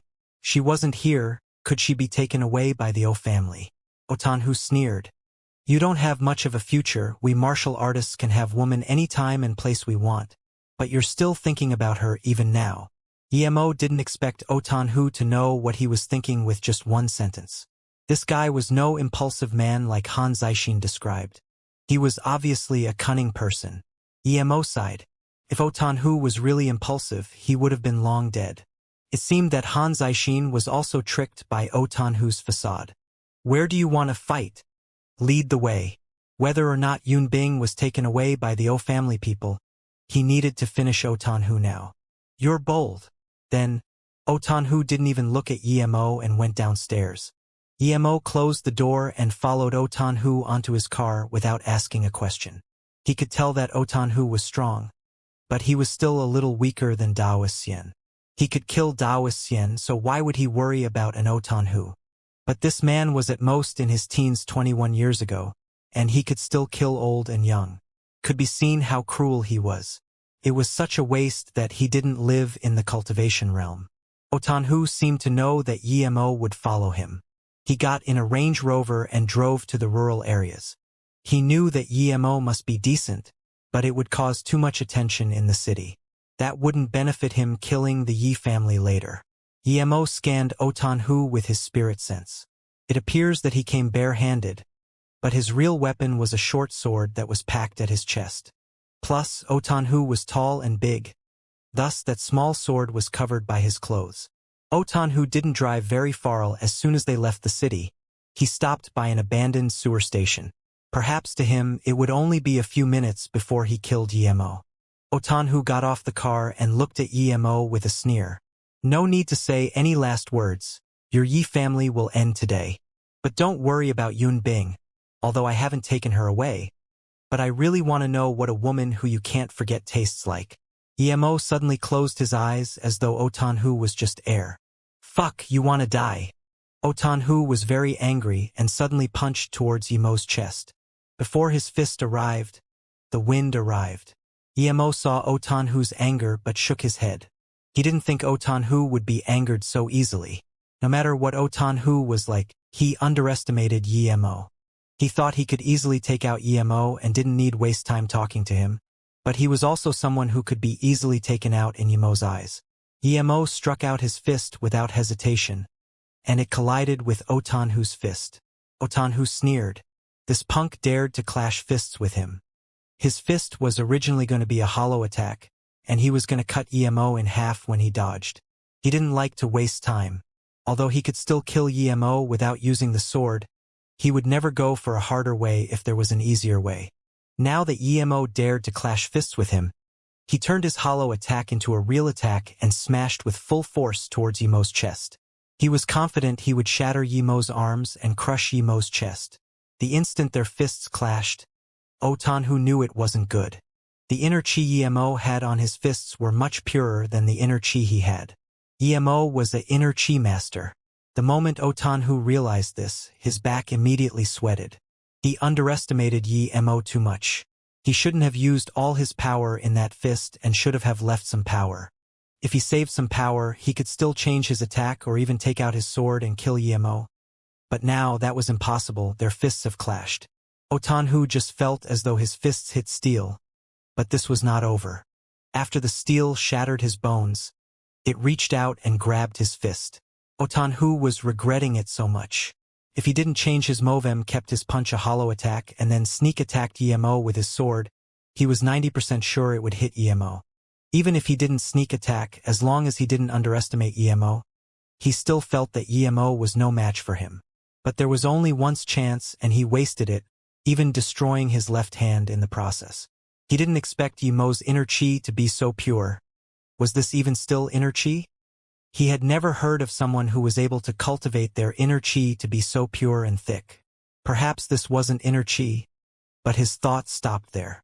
Before he had the time to retreat, he heard another crack, like a branch that had been snapped. There was massive pain and O Tanhu's heart sank. He knew his hand was snapped. But this wasn't what made him terrified the most. The most terrifying thing was that he couldn't even see his left hand. Emo just pulled off his hand. One missed move and this was the result. O Tanhu looked at his blood-dripping wrist as the veins on his head bulged. There was madness and ferocity in his eyes as he smashed his right fist towards Emo without thinking of the consequences. Emo sneered. This guy still wanted to use the move he wasn't able to use before. Did he not know there was a sword hidden on his chest? Emo was sure O Tanhu had a way to pull out the sword instantly and stab it to him. Otherwise, he wouldn't have so much faith in it. Emo still didn't dodge and struck his fist out. O Tanhu cruelly smiled. Emo broke his wrist, so he wanted to slice EMO into a million pieces. But soon, he felt something was wrong as a frosty wind swept towards his right fist. What was this? Tanhu's eyes were good, but he just felt a frosty wind and didn't see any projectiles. Was his sensors wrong? Tanhu's eyes narrowed. Even if it was a projectile, he would still attack and kill EMO with the sword. But the next moment, Tanhu's heart was scared shitless. He found that his wrist hand fell to the ground for no reason, still in a fist shape. Projectile? Was that frosty wind really a projectile and such a powerful one? Tanhu screamed inside. He didn't think he would lose so completely and simply. You! Before he could ask who the hell EMO was, he was kicked in the chest. Spew! Tanhu spat out mouthfuls of blood and laid paralyzed on the ground, and his organs were completely shattered with this kick. He only had one thought. Such thick inner chi. How did he cultivate this? I'm not reconciled to this. Tanhu spat out more blood and yelled hysterically. EMO walked forward, pulled out a sword from Tanhu's clothes and sneered. You're not reconciled to this? Is it because you didn't get to use your sword? You! Tanhu completely froze. How did EMO know the sword was his killing blow? My Xianxia will exact revenge for me. These were Tanhu's last words. Tanhu was very decisive, and EMO wasn't able to ask anything useful from him. He was not only cruel to others but cruel to himself as well. However, EMO found two words, broken fists, from the hilt of that sword. The work was not bad, same quality as that whip EMO got. When EMO went back home, Yunbing and Tingting had come back. After asking, he knew that Yunbing went out to help Tingting buy clothes. Now that he had pulled out the tooth of the O family, EMO estimated that there was not much danger for Yunbing, so he went for Han Zixin. He would leave the remaining things for Han Zixin to deal with. If he couldn't even do such a simple thing, it would mean that it was not genuine. For someone who wasn't genuine, EMO would rather not have the green silver sand than cooperating with them. EMO wouldn't be like Tanhu and go out killing everyone, but if Han Zixin didn't make an attack, then he would kill at least all the heads of the family. Why did you come back so fast? Weren't you going to look for Tanhu? Han Zixin wasn't at home, but Han Yen was. She seemed to be immune to EMO popping in and out of nowhere. EMO dropped the sword and sighed. There's no longer such a person. What? You killed Tanhu this quick? Han Yen picked up that sword in disbelief and checked it carefully before saying, Indeed, this is his sword. It has the mark of the Broken Fist Hall. Broken Fist Hall? EMO repeated. He still remembered that Tanhu said his Xianxia would avenge him, so he need to be wary. Since his Xianxia could kill an entire big family with him, it meant that this Xianxia was also a cruel character. Han Yen seemed to realize she said something she shouldn't have and quickly said again, Wait, I'll call my grandpa. Miyang Lake was the most beautiful lake in Beijing. Not only was it beautiful, but it also crossed the 6th of Beijing, so it was also called a 6th lake. Miyang Lake not only had an army stationed there from the Beijing military district, but all the upper class and leaders of Beijing were living around here. Thus, Miyang Lake was also called the wealthy lake by normal citizens. At this moment, in the most heavily guarded building sat 6 old men. Even the youngest among them was older than 50. Zixin, you're saying that EMO really has enough capability to finish Tanhu? This isn't a joke. If that ferocious tiger is pissed off, the Yi family would also be in danger. The person speaking was in his 60s, middle build and seemed slightly slim, but his spirit was high. Han Zixin said, Director, don't worry. If EMO really is no match for Tanhu, I have made preparations. I won't let what happened 20 years ago happen again. Yes, we'll get rid of that tiger even if it costs something. Even without EMO, we would still do this. This Tanhu is getting more and more out of control. The old man nodded and said hardly. No one else spoke. They knew it would cost them heavily to kill someone like Tanhu. There was an ancient martial arts cultivator who was weaker than Tanhu. But in order to capture him, the country lost an entire special forces before finally killing him. One special forces squad, how much would it cost for a country to train them? Could be imagined that, in order to capture Tanhu, the losses wouldn't be a simple number. because behind Otanhu, there was a hidden sect. If they angered this sect, then the country's losses would be inestimable. This was why all hierarchy felt threatened by the hidden sects because they had the capability. Good thing was they usually didn't intervene in national affairs and even send some people to help with things. This Otanhu was also very cunning. After he did that thing 20 years ago, he went and hid in the hidden sects for 10 years before coming out. Each time, he didn't come out for long, as though reminding others that the O family still had him. If Yemo could kill Otanhu, it would be the best for the country because the person who killed him was Yemo. Eventually, the hidden sects would go look for Yemo's trouble, not someone else. Although some hidden sects people work for the country, the hidden sects also had a rule in which the people from hidden sects must not fight each other for outside world reasons. If they did, perhaps the hidden sects would have been long gone. Only someone like Yemo who didn't know anything dared to kill Otamhu. The old man, who was about the same age as Han Zixin, said, "I heard Yemo finished off Nanqing's Qianlong too. If he really has so much power, then perhaps he really can." Before Han Zixin spoke, a guard rushed in with a phone and said, "Elder Han, an urgent call."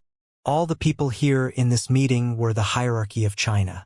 Even if the guard didn't say it was urgent, they knew it would be urgent. Han Zixin picked up the phone, and it only took a few sentences before hanging up in joy. "What is it, old Han?" the most impetuous old man asked. Han Zixin said with joy and surprise, "I just received news that Yemo killed Otanhu and is now talking with Han Yen. The news is from my granddaughter. It will be reliable." "What? That evil tiger of the O family has been killed?" Zixin, Shiping, immediately carry out number 2 plan. Subjugate Otanya and Ozhen. The old man stood up in excitement and said, not only did this man stand up in excitement, but so did everyone else. It was 2 different concepts. Yemo killing Otanhu and the country killing Otanhu. Without Otanhu, the O family was not a concern. Han Yen put the phone down and looked at Yemo, thinking that the old man was always wiser. She didn't see anything extraordinary about Yemo, but her grandpa could. Thinking for a while, she said to Yemo, "Since you can kill Otanhu, it means you are capable to carry out this mission. I will tell the plan to you and we can discuss what to do." Yemo waved his hand and said, "Don't tell me. I don't want to know now. You can contact me after I see what happens to the O family. I'm going first." Yemo walked out without hesitation, and there was nothing Han Yen could do. When Yemo came back, Yun Bing and Tingting sat nervously in the house. Perhaps Yun Bing noticed something was wrong. Seeing Yun Bing's helpless manner, Yemo felt helpless. Seeing Yemo come back, Yun Bing stood up in joy. Could be seen that she was really happy. "Let's go. I'll take you guys to get something to eat." Yemo estimated that even if Han Zixin agreed to bring down the O family, it wouldn't be this quick. Tingting, who was waiting desperately, heard Yemo's words and immediately ran over. To her, eating was the most important thing. She heard from Yemo that the O family was dealt with, and she didn't need to worry about the O family anymore and could stay with her mum all the time. Yun Bing obviously seemed delighted. Although she didn't know how Yemo did it, she trusted in Yemo. Because from running into conflict with the O family yesterday till now, nothing had happened to her. It meant that the O family was cautious of Yemo. Yun Bing was thinking through whom Yemo reached accordance with that the O family had to let her go. She never would have thought Yemo was completely destroying the O family from its roots. Yemo feared eating KFC the most, but luckily, Tingting didn't insist on eating KFC again. She wanted to eat Western cuisine. Although Yemo didn't like it either, Tingting wanted to go, so he would deal with it. Seeing Yemo and Tingting walking in front, Yun Bing suddenly lost herself in thought, thinking that if only things could stay like this forever. She only felt safe when she was with Yemo. She suddenly remembered that day at Ninghai University when Yemo was being very aggressive towards her. "If you dare to touch me again, I will make the Ning Lake the place where you take a bath." That was what he said to her. She wanted to fight him with her life at the time, but now, she followed behind him looking at him and Tingting. She sighed. She knew that after this, Yemo was going to be on his own path, but she needed to take Tingting back to Ninghai. The only difference was that she had Tingting, and there was no threat of the O family. She suddenly had a strange thought. What would happen if she didn't run away last night? Thinking about this, her heart burned. Perhaps it could be possible tonight. Yun Bing was shocked by her own thoughts. What was happening to her? Yun Bing subconsciously looked at Yemo. She was thinking why Ning Qingxue would reject someone so excellent? Yun Bing subconsciously looked around and saw another person. It was Feng Rong. Feng Rong was in a rush and quickly walked inside a bar with his head low. Yun Bing suddenly really wanted to ask Feng Rong about what happened those years ago and followed him into the bar. Of course, Yemo knew when Yun Bing suddenly left. He saw that Yun Bing didn't even tell him and went into the bar with Feng Rong and guessed that there must be something going on. Yemo also wanted to bring Tingting in with him when a voice interrupted him.